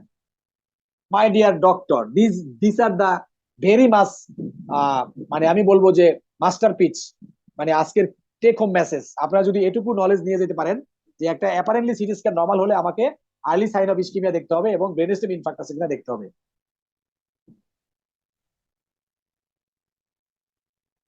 This is a very golden case from taken. This is a case of acute dysphagia, dizzy এবং partial ptosis. This is a classical case of lateral medullary syndrome. পেশেন্টের কিছুক্ষণ পরে নাকে নল দেওয়া লাগবে, পেশেন্ট খাবে। কোনো পেশেন্ট যদি পার্শিয়াল টোসিস পান, মনে রাখবেন সাডেন অনসেট হলে স্ট্রোক, আপনি ল্যাটারাল মেডুলারি সিনড্রোম খুঁজবেন, পেশেন্টের সেরেব্রাল সাইন দেখবেন, এই পেশেন্টের হাত উঁচু করতে বলবেন, পাস পয়েন্টিং দেখবেন, ওই যে আপনারা যেভাবে করেন পাস পয়েন্টিং, তারপরে এই যে এইটা ডিসডায়োচো কাইনেসিয়া, তারপরে পেশেন্টের অপোজিট সাইডে স্পাইনোথ্যালামিক ট্রাক্ট দেখবেন, মানে আপনি ল্যাটারাল মেডুলারি সিনড্রোম এস্টাবলিশ করতে চান। এবং ল্যাটারাল মেডুলারি সিনড্রোম পেশেন্টের সিটি স্ক্যান মেবি নরমাল, আমি বলছি, কারণ মেডুলা দেখা সিটি স্ক্যানে infarct, medulla infarct, cerebrum infarct দেখা এত সহজ না, অনেক সময় সিটি স্ক্যানে বোঝাই যায় না। So MRI DWI FLAIR will give you the diagnosis. সবসময় মনে রাখবেন, if you consider posterior circulation stroke, আপনার এমআরআই করতে হবে, এমআরআই লাগবে, এমআরআই। দেখেন এই পেশেন্টের যদি এরকম পার্শিয়াল টোসিস যদি মায়াস্থিনিয়া গ্রেভিসি হইতে পারে, অকুলার মায়াস্থিনিয়া, সেক্ষেত্রে আপনি দেখবেন পেশেন্টের প্রক্সিমাল উইকনেস, ফ্যাটিগেবিলিটি আছে কিনা। প্যানকোস টিউমার, এই রোগীটা যদি সিগারেট খায়, ক্লাবিং থাকে, অ্যানিমিয়া থাকে, হোর্সনেস অফ ভয়েস থাকে, আপনি নিশ্চয়ই ল্যাটারাল মেডুলারি সিনড্রোম বলবেন না, আপনি বলবেন যে ওর হয়তো বা লাং ক্যান্সার। আপনি এই জায়গায় এই অ্যাপেক্সে এক্সামিনেশন করবেন, পারকাস করবেন ডাল কিনা, তারপরে স্টেটো বসাবেন, ব্রেথ সাউন্ড ডিমিনিশড, ট্রাকিয়াটা দেখবেন। So this is called Pankos tumor, my dear colleagues. This is a classical case for MRCP exam, MRCP cases. You have to given this type of case, the only partial ptosis, pupil is constricted, অর্থাৎ Horner syndrome. So Horner syndrome is a classical presentation of lateral medullary syndrome, is a presentation of Pankos tumor, is a presentation of like syringobalbia. Am I clear? Look at the neck, is there any scar mark? Because নেকের কোনো operation হলে অনেক সময় honours syndrome হতে পারে। Thank you. দেন আমরা প্রায় শেষ পর্যায়ে, এটা আমরা ল্যাটারাল মেডুলারি সিনড্রোম বলেছি যে CT scan maybe normal. So go for MRI DWI FLAIR, there will be hyper intensity in the cerebellum and medulla. So if you find in the cerebral infarct, যেটা সহজেই দেখা যায়, look for pons এবং medulla as a part of brainstem. So you can diagnosis lateral medullary syndrome or medial medullary syndrome. Am I clear, Mr. Faisal? জি স্যার। So সব normal কিন্তু normal না। অল সিটি অ্যাঞ্জিওগ্রাম নর্মাল মানি যে অ্যানিরিজম নাই তা না, কারণ ভেসোস্পাজম হলে সিটি অ্যাঞ্জিওগ্রাম যে করে টেকনিশিয়ান সে কিছু দেখে না সাবআরকান হেমোরেজে। So CT angiogram normal does not mean যে তার কোনো মানে অ্যানিরিজম রাপচার নাই বা ব্লাড ভেসেলে কোনো মানে অ্যাবনর্মালিটি নাই। So we need DSA to see better visualisation, কারণ ডিএসএ ডিজিটাল সাবট্রাকশন অ্যাঞ্জিওগ্রাফি করে 3 ডাইমেনশনাল পিকচার পাওয়া যায়, ডাইনামিক ভিউ পাওয়া যায়, যেটা সিটি অ্যাঞ্জিওগ্রামে পাওয়া যায় না। কথা কি বুঝতে পারছেন? So normal CT scan does not exclude কি lateral medullary syndrome. Normal chest X-ray does not exclude lung cancer. Sometime আপনার সিটি স্ক্যান করা লাগতে পারে কন্ট্রাস্ট দিয়ে, তাই না? সবাই জানেন এটা। Next this is another case, same case lateral medullary syndrome. দেখেন আমি যখন এই এমআরআই কিন্তু কোনো বই থেকে নেওয়া হয় নাই, কোনো নেট থেকে নেওয়া হয় নাই। This has taken from my ward. This is আমি মনে করলাম ও আচ্ছা সেরেবেলাম ইনফাক্ট বুঝি, পরে ভালো মতো খেয়াল করলাম যে না, এই যে পাশে মেডুলা আছে, মেডুলা তো ইনফাক্ট আছে। লুক এট ভেরি কেয়ারফুলি, সেরেবেলাম ইনফাক্ট তো পুরো চাঁদের মতো দেখা যাচ্ছে, কিন্তু মেডুলা ইনফাক্ট যদি আপনার দেখার অভ্যাস না থাকে তাহলে কিন্তু আপনার মিস করবেন। So this is a case of actually lateral medullary syndrome supplied by PICA, posterior inferior cerebral artery. আপনারা সবাই জানেন এটা, পিকা যারা পোস্ট গ্রাজুয়েশন পরীক্ষার্থী সবাই জানেন, অথবা Wallenberg syndrome. This picture is given in the FCPS OSPI exam last died গত জুলাই সেশনে, কিন্তু এই ল্যাটারাল মেডুলারি সিনড্রোমের পিকচার কিন্তু দেওয়া হয়েছে। এইখানে হিক্কাপ হয় রোগীর, হিক্কাপ আর ভালো হয় না সহজে। আচ্ছা, তাহলে ল্যাটারাল মেডুলারি সিনড্রোমটা আমার পড়বেন, আমার এটা সবার কাছে রিকোয়েস্ট। ল্যাটারাল মেডুলারি সিনড্রোম কেন হয় আপনারা সবাই জানেন, এটা আমি আর বলবো না। সিবিএসটি ইজ অ্যানাদার ক্লাসিক্যাল মানে কেস, যে পেশেন্টের সিবিএসটি ক্যান প্রেজেন্ট উইথ ইনফাক্ট, মানে জাস্ট একটা ব্ল্যাকেনিং নিয়ে আসতে পারে, ইনফাক্ট মানে ইনফাকশন, অথবা হেমোরেজ নিয়ে আসতে পারে, অথবা হেমোরেজ এবং ইনফাক্ট দুইটাই নিয়ে আসতে পারে, হেমোরেজিক ইনফাক্ট। একটা এক্সাম্পল যদি দেই, ওই দিন একটা পেশেন্ট ভর্তি হয়েছে, একটা ইয়াং ছেলে, হেডেক, মাথা ব্যথা, vomiting, loss of consciousness, superior sagittal sinus thrombosis ছিল। পেশেন্টের আমরা সিটি স্ক্যান করে দেখলাম যে empty delta sign, contrast CT করে দেখলাম এমটি ডেল্টা সাইন। আপনারা সবাই জানেন যারা এমআরসিপি দিবেন। সুতরাং এমটি ডেল্টা সাইনটা কি এটা দেখবেন। একটা পেশেন্ট প্রোমায়োলোসাইটিক লিউকেমিয়া ছিল, এপিএমএল। পেশেন্টে দেখা গেল মাথা ব্যথা, প্রোপটোসিস, 3rd 4th 6th ক্রানুলার পলসি। আমরা পাইলাম পেশেন্টের সিবি মানে cavernous sinus thrombosis, dilated pupil. পেশেন্টের আন্ডারলাইং কজ ছিল কি এপিএমএল, অ্যাকুট প্রোমায়োলোসাইটিক লিউকেমিয়া, অথবা PNH, paroxysmal nocturnal haemoglobinuria, অথবা APS, antiphospholipid syndrome. So my dear colleague, সিবিএসটির পেশেন্টকে ফান্ডোস্কোপি করতে ভুলবেন না, সেখানে প্যাপুলিডিমা পেতে পারেন। সো পিএনএস এর পেশেন্ট সিবিএসটি নিয়ে আসতে পারে, এসএল এর পেশেন্ট নিয়ে আসতে পারে, মেবি হেমোরেজিক ইনফাক্ট। সো এটা আপনারা মাথায় রাখবেন। সিবিএসটি বিশেষ করে যদি রিস্ক ফ্যাক্টর, বিশেষ করে যারা মা বোনরা যাদের সিজার হয়, সিজার হওয়ার পরে খুবই কমন সিবিএসটি। এই যে অপারেশন হয় গাইনি ডাক্তার করে, আমি দোষ দিচ্ছি না, বাট বেশিরভাগ ক্ষেত্রে অনেক সময় দেখা যায় যে ওখানে পেলভিক ভেইনে থ্রোম্বোসিস হয়, আলটিমেটলি সিবিএসটি হয়। বিশেষ করে যাদের কানেকটিভ টিস্যু ডিজিজ থাকে, এসএলই, অ্যান্টিফসফোলিপিড সিনড্রোম, তাদের বেশি হয়। অনেক কজ আছে সিবিএসটির, প্রায় 20টা রিস্ক ফ্যাক্টর আপনারা মানে পড়বেন, মুখস্থের মতো করবেন, ঠিক আছে, ওসিপি সহ। সিবিএসটির আমি একটা এমআরআই দেখাবো, সরি এমআরআই কন্ট্রাস্ট। দেখেন এই পেশেন্টটা ব্লিডিং নিয়ে আসছিল আমাদের কাছে, cortical bleeding, headache, seizure, convulsion ছিল। আমরা এই সকল কেসে আমরা চোখ ভরে একটা চোখ বন্ধ করে আমরা নেক্সট ইনভেস্টিগেশন লিখি, এমআরআই, এমআরএ, এমআরভি, এমআরএস। কোনটা কেন? এমআরআই করি আমরা কন্ট্রাস্ট এসওএল দেখার জন্য, স্পেস অকুপাইং লিশন। আমি বলছি renal cell cancer, lung cancer, malignant melanoma, this present with this type of haemorrhagic metastasis. Am I clear Faisal? জি স্যার। এই টাইপের হেমোরেজিক মেটাস্টেসিস, এই কোশ্চেনটা প্রায় করে, ইভেন এমসিপিএস ভাইবা, এফসিপিএস এও আপনার অসপিতে আসে। এমসিপিএস ভাইবাতে আমাকে জিজ্ঞেস করছিল যে what are the malignancy can present like this. তখন আমি কিন্তু বলেছিলাম যে sir malignant melanoma, renal cell carcinoma. Sir বলছে ভেরি গুড, আরেকটা লাং ক্যান্সার। সো আপনি তখন কি করবেন? MRI contrast number 1 cancer exclude করার জন্য, ডেল্টা সাইন পাইতে পারেন সুপিরিয়র স্যাজিটাল সাইনাসে। এমআরএ করবেন to detect AVM or aneurysm. MRV করবেন যে এইটা সিবিএসটিও হইতে পারে। তখন স্যারা জিজ্ঞেস করে আচ্ছা এই পেশেন্ট যদি অনেক বয়স্ক হয় তাহলে আর কি হতে পারে, এটা অ্যামাইলয়েড অ্যানজিওপ্যাথি। ওটা দেখার জন্য আসলে ওই যে আরেকটা স্ক্রিনিং আছে এমআরএস, তারপরে আপনার ওই যে পেট স্ক্যান, ওগুলো করে আরো ভালো বোঝা যায়। ওগুলো আমরা করি না, আমরা এমআরএস করি। এমআরএস এ কি কি দেখি? মেটাবোলাইটস দেখি, মানে ওই যে এনএসিটাইল অ্যাসপার্টেট, কোলিন, এগুলো আপনার আপ ডাউন কমে বাড়ে, এগুলো আপনার অত বেশি দরকার নাই। যে এমআরএস করে আমরা টিউমার ব্লিডিং কিনা সেটা দেখি। মন থাকবে? চোখ বন্ধ করে। সুতরাং এরকম জায়গায় কোনো ব্লিডিং হইলে যদি বয়স্ক মানুষ হয়, চোখ বন্ধ করে আপনারা লিখবেন এমআরআই কন্ট্রাস্ট, অবশ্যই contrast, MRI contrast, MRA, MRV, MRS. কেউ মাইন্ড করবে না, কারণ আপনি আপনি তো শিওর না, it could be CVST, it could be cancer bleeding, it could be আপনার অ্যানুরিজম বা এভিএম, রাইট ডক্টর ফয়সাল? জি sir. This is sir a this is a এতগুলো this is a million dollar, this is a million dollar slide. Believe me, এত সহজ ভাষায় বললাম, এটা কিন্তু দীর্ঘদিনের এক্সপিরিয়েন্স থেকে বলা, গোছায়া লেখা। এটা কোনো বইয়ে এইভাবে হয়তো বা এখনো পাবেন না, কোনো নিউরোলজি বইও মানে পাবেন না। এই যে একটা স্লাইডে জাস্ট দুইটা কথায় আপনাকে একবারে মানে আপনাকে ডেপথ অফ নলেজ বুঝাই দিলাম যে আসলে এরকম ব্লিডিং হলে। আচ্ছা এইটা টিউমার না কেন বলেন তো? টিউমার হলে পেরিলিশনাল ইডিমাটা অনেক বেশি হইতো, তাই না? ইট কুড বি সিবিএসটি, আসলে এইটা ছিল একটা সিবিএসটি পেশেন্ট। মনে থাকবে ফয়সাল? জি স্যার। স্যার স্যার স্যার এই জায়গায় answer গুলো হ্যামরেজ স্যার বলতে স্যার এক্স্যাক্টলি কোন জায়গাটা বুঝেছেন? কোনটা? বললেন স্যার যে এটা এই আসলে জায়গায় এটা তো হ্যামরেজ দেখেন, এটা সুপারফিশিয়াল, দেখেন এটা সুপারফিশিয়াল মানে প্যারাইটাল, হ্যাঁ, প্যারাইটো অক্সিপিটাল রিজিয়নে, ঠিক আছে? এবং আপনি দেখবেন সিবিএসটি গুলো সাধারণত সুপারফিশিয়াল হয়।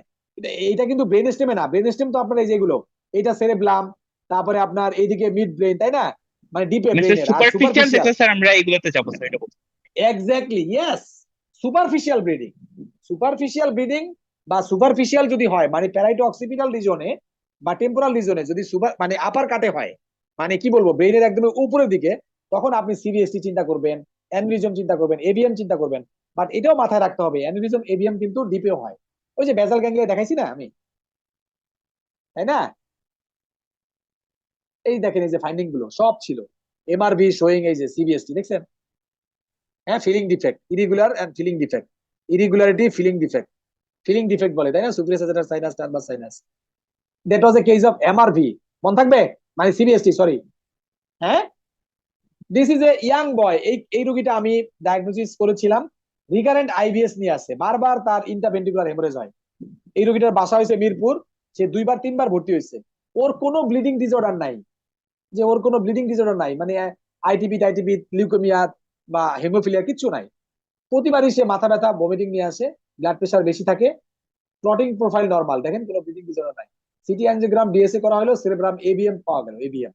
সুতরাং রিকারেন্ট আইবিএস নিয়ে আসছে, এভিএম পাওয়া গেছে। আবার একই স্লাইড, এই যে এই ছেলেটা, এই ছেলেটার ছবি আমি নিছি, পারমিশন নিয়ে নিছি। ও ও আমাকে বলে স্যার একটা কিছু করেন। ওরে আসলে আমরা মানে এভিএম এর একটা চিকিৎসা হচ্ছে ইন্ডিয়াতে গিয়ে ওরা রেডিও সার্জারি করে, বাংলাদেশে এর পুরোপুরি আসলে এখন পর্যন্ত অত ডেভেলপ না। তবে আমরা নিউরো সায়েন্সে গ্লু এম্বোলাইজেশন হয়, তারপরে আপনার সার্জারি হয়, হ্যাঁ, কিন্তু রেডিও সার্জারি বাংলাদেশে এখন হয় না। ইন্ডিয়াও সব জায়গায় হয় না, ইন্ডিয়াও দু একটা সেন্টারে হয়। দিস ইজ এ ওই পেশেন্টার, ওই যে আগের বার স্লাইড যেটা দেখাইছি, মনে হয় যে এটা primary IBS, but it was actually secondary, মানে সেরেব্রাল এভিএম ছিল এটা। হ্যাঁ, এসএলই এবং প্যান প্রাইমারি আইবিএস করে, আমি বলছি এটা। This is A $1 million case.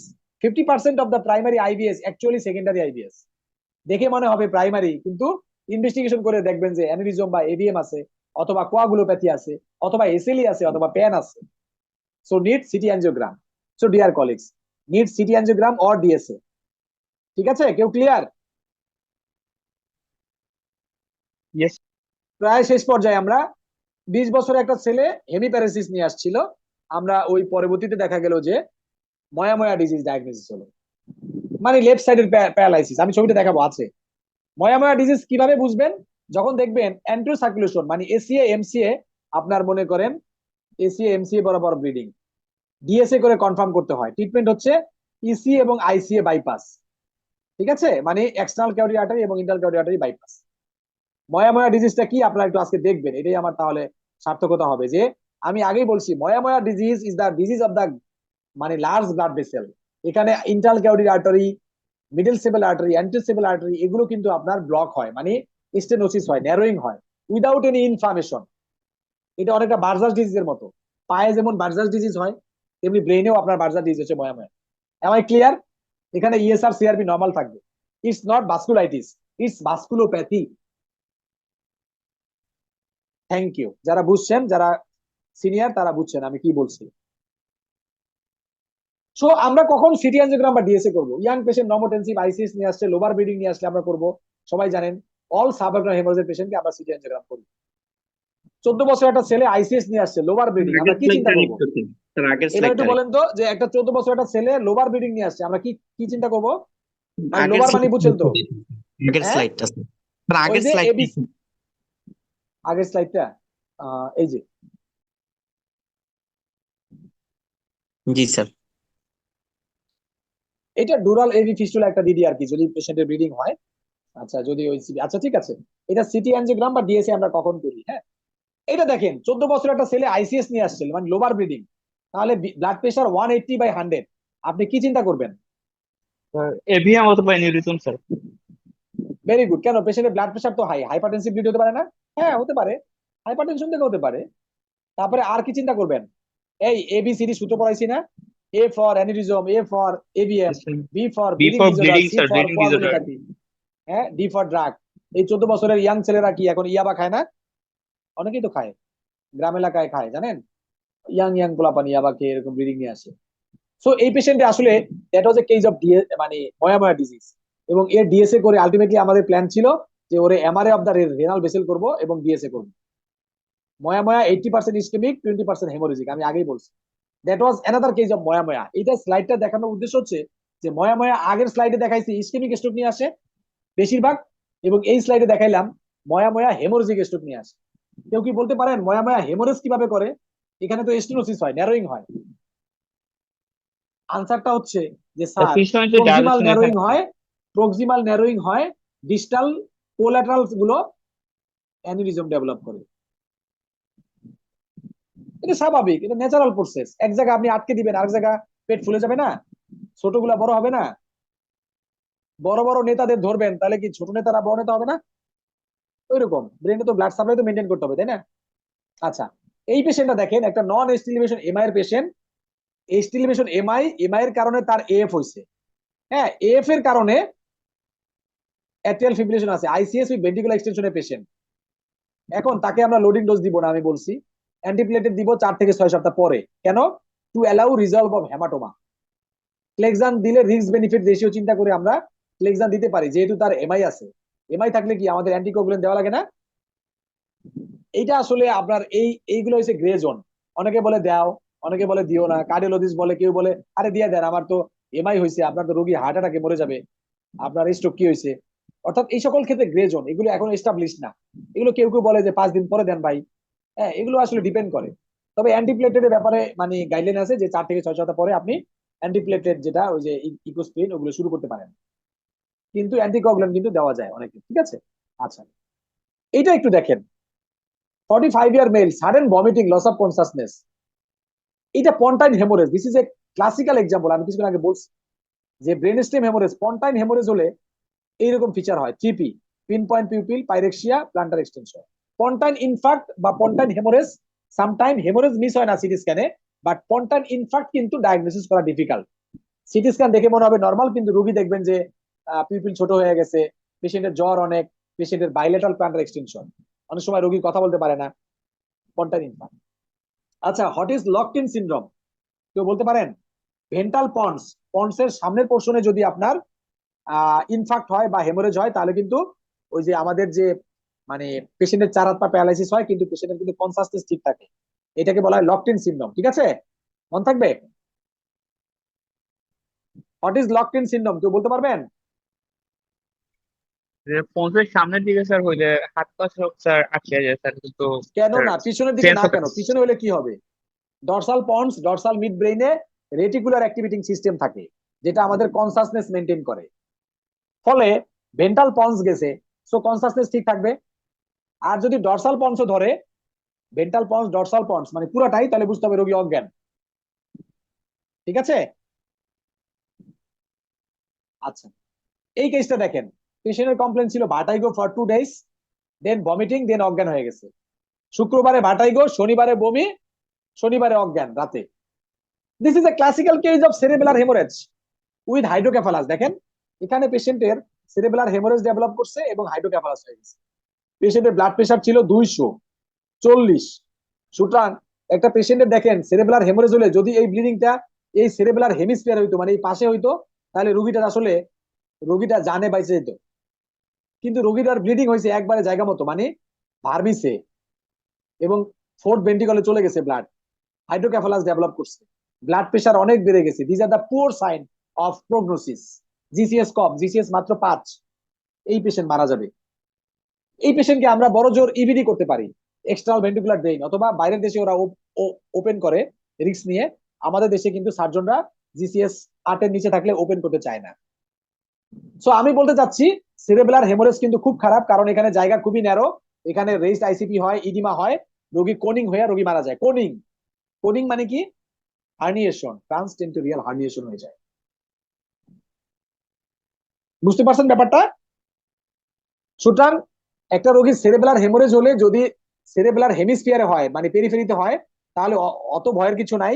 1 থেকে 3 সেন্টিমিটারের কম হইলে জাস্ট অবজার্ভ, 1 থেকে 3 সেন্টিমিটার হলে ক্লোজলি অবজার্ভ করতে হবে যে পেশেন্টের জিসিএস ফল করে কিনা। 3 সেন্টিমিটারের বেশি হলে অবশ্যই পেশেন্টকে সার্জারিতে রেফার করতে হবে। কোনো বইয়ে বলে সার্জারিতে রেফার করে সার্জারিক্যাল নিউরোসার্জিক্যাল ইন্টারভেনশন করবে, মানে ব্লাড বের করবে অথবা ইবিডি দিবে। আর যদি পেশেন্টের ব্লাড প্রেশার অনেক বেশি থাকে, ভার্মিসে ব্লাড থাকে, ভেন্ট্রিকলে ব্লাড যায়, হাইড্রোকেফালাস থাকে, তার মানে পেশেন্ট মারা যাবে। মানে পেশেন্ট পার্টিকে কাউন্সিলিং করতে হবে যে রোগী আসলে আউটকাম খারাপ, বাঁচবে না। So urgent neuro surgery call দিতে হবে। হ্যাঁ, আচ্ছা। কেস সিনারিও আইভি থ্রোম্বোলাইসিস, এটা আমাদের গোল্ডেন পিস। আমি প্রায় 15টার মতো করেছি, একদম 15টাই সাকসেসফুল। যে আমরা কোনো পেশেন্ট যখন 3.5 ঘন্টার মধ্যে আসে, অর্থাৎ স্লারিং অফ স্পিচ অথবা ডেভিয়েশন অফ দ্য মাউথ অথবা হেমিপ্যারেসিস, হ্যাঁ, তখন আমরা দেখি পেশেন্টের ব্লাড সুগার কত, ব্লাড প্রেশার কত, সব যদি ঠিক থাকে। অনেক সময় ব্লাড সুগার বেশি থাকলে আমরা আইভি ইনসুলিন দিয়ে কমাই, ব্লাড প্রেশার কমাই। আমরা 3.5 ঘন্টার মধ্যে আসলে আমরা আইভি এলটি প্লেস দিই। যেমন 48 বছর মেল, হাইপারটেনশন আছে, ডায়াবেটিস আছে, হঠাৎ করে মুখ বেঁকে গেছে, তখন আমরা প্রথমে এনআইএসএস স্কোরিং করছি। দেখেন দিস ইজ দ্য এনআইএসএস স্কোর। আমরা এই শীটটা পূরণ করি যে পেশেন্টের স্ট্রোকটা কখন হয়েছে, কিভাবে হইলো, এইটা এনআইএসএস শীট। আমরা এই কোশ্চেন গুলা পেশেন্টকে করি, এনআইএসএস স্কোর। এই স্কোরিং যদি সাধারণত 5 থেকে 22-এর মধ্যে থাকে, তাহলে আমরা পেশেন্টকে আইভি এলটি প্লেস দিই। IV alteplase 5 milligram start, 5 ml start, then 45 ml over 1 hour. Alteplase দিলে অনেক সময় পেশেন্টকে 5 থেকে 7% ক্ষেত্রে আইসিএস হতে পারে, সেটা আমরা পেশেন্টকে বলে নেই যে এইটার একটা কমপ্লিকেশন হচ্ছে ইন্ট্রাক্রেনিয়াল হেমোরেজ। এই রোগীটা দেখেন, এই যে আমরা কিভাবে দেই হাইপার অ্যাকুট ইসকেমিক স্ট্রোক। যদি দেখেন পেশেন্টকে আমরা নর্মাল স্যালাইন দেই, একটাইলেস নামে পাওয়া যায়, মানে অ্যালটিপ্লেস 5 মিলিগ্রাম আইবি বুলাস। তারপরে কর্সন দেই। আমরা কর্সন দেই কেন? অ্যালার্জিক রিয়াকশন হয় অনেক সময়, ঠিক আছে। কিন্তু এই সময় কিন্তু আমরা পেশেন্টকে কোনো অ্যান্টিপ্লেটেড দেই না, মানে ইকোস্প্রিন দেই না 24 ঘন্টা, ঠিক আছে। 24 ঘন্টা পরে আমরা ইকোস্প্রিন দিই। সো এটা আমাদের এই যে রোগীটা একদম ভালো হয়ে গেছিল, এটার this patient is treated by me. Patient right sided hemiparesis ছিল, মানে স্লারিং অফ স্পিচ ছিল, মাউথ ডেভিয়েশন ছিল, অর্থাৎ তার এনআইএসএস স্কোর ছিল 14।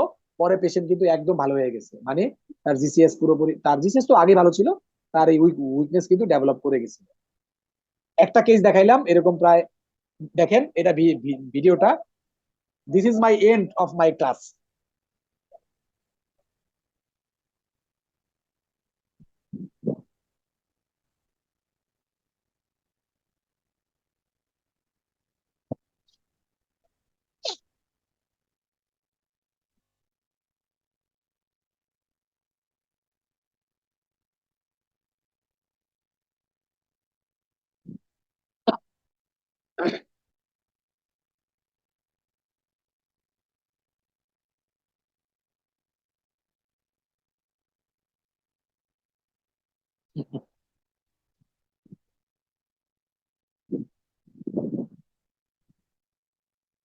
So, dear colleague, this is all about my presentation today. I know how much I can deliver. I just try to show some real cases and real management and some picture of from that has been taken from my real life. So, any question from participants? Sir একটা question ছিল sir, যে ব্রেনস্টেমে sir আমরা যে দেখলাম sir যে hyper pyrexia হয়, ওইটা sir ম্যানেজমেন্টটা কিরকম আসলে? স্যার এটা আচ্ছা, হাইপারপাইরেক্সিয়ার মেকানিজম এখানে মেইনলি আসলে hypothalamic set point, temperature set পয়েন্টটা এলিভেটেড হয়। আমরা পেশেন্টকে বিটা ব্লকার দিলে ইন্ডেভার মানে ওই বিটা ব্লকার জাতীয় ওষুধ এখানে মানে এখানে কি হয়, অটোনমিক স্ট্রম হয়, বুঝছেন? এটাকে বলে অটোনমিক স্ট্রম। স্ট্রম মানে ঝড়, মানে পেশেন্টের সিম্প্যাথেটিক নার্ভাস সিস্টেম অনেক অ্যাক্টিভ হয়। আমরা আলফা ব্লকার দেই, বিটা ব্লকার দেই, ঠিক আছে। আবার আমরা অনেক সময় ফিভার কমানোর জন্য এই ক্যাটাপ্রেস আলফা মিথাইল ডোপা ইউজ করি, বা আপনার প্রেশারও কমে, মানে ফিভারও কমে। প্যারাসিটামল আমরা আইভি ফর্মে দেই, ঠিক আছে, কিন্তু ওই সিম্প্যাথোলাইটিক ড্রাগ দিতে হয়, ঠিক আছে, স্পঞ্জিং করতে হয়। আচ্ছা, আর কোনো কোশ্চেন?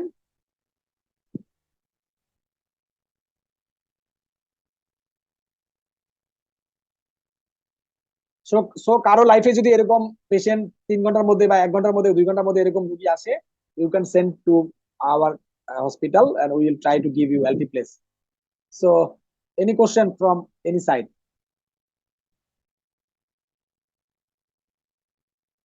হ্যাঁ, কোনো প্রশ্ন আছে?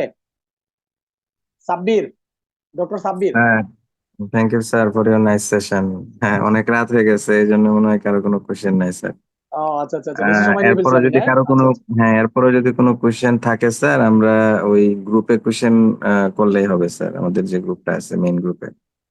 আচ্ছা আচ্ছা আচ্ছা, ঠিক আছে, thank you very much. Again আমরা অন্য টপিকস নিয়ে বলবো। আজকে আসলে অনেকগুলো স্লাইড দেখাইছি প্রথম দিনেই, শুধু স্ট্রোক টপিকটা কিন্তু শুধু স্ট্রোক, হ্যাঁ, এটা একটু ওই জন্য। যাই হোক, আমি চেষ্টা করছি। Thank you very much. Thank you sir.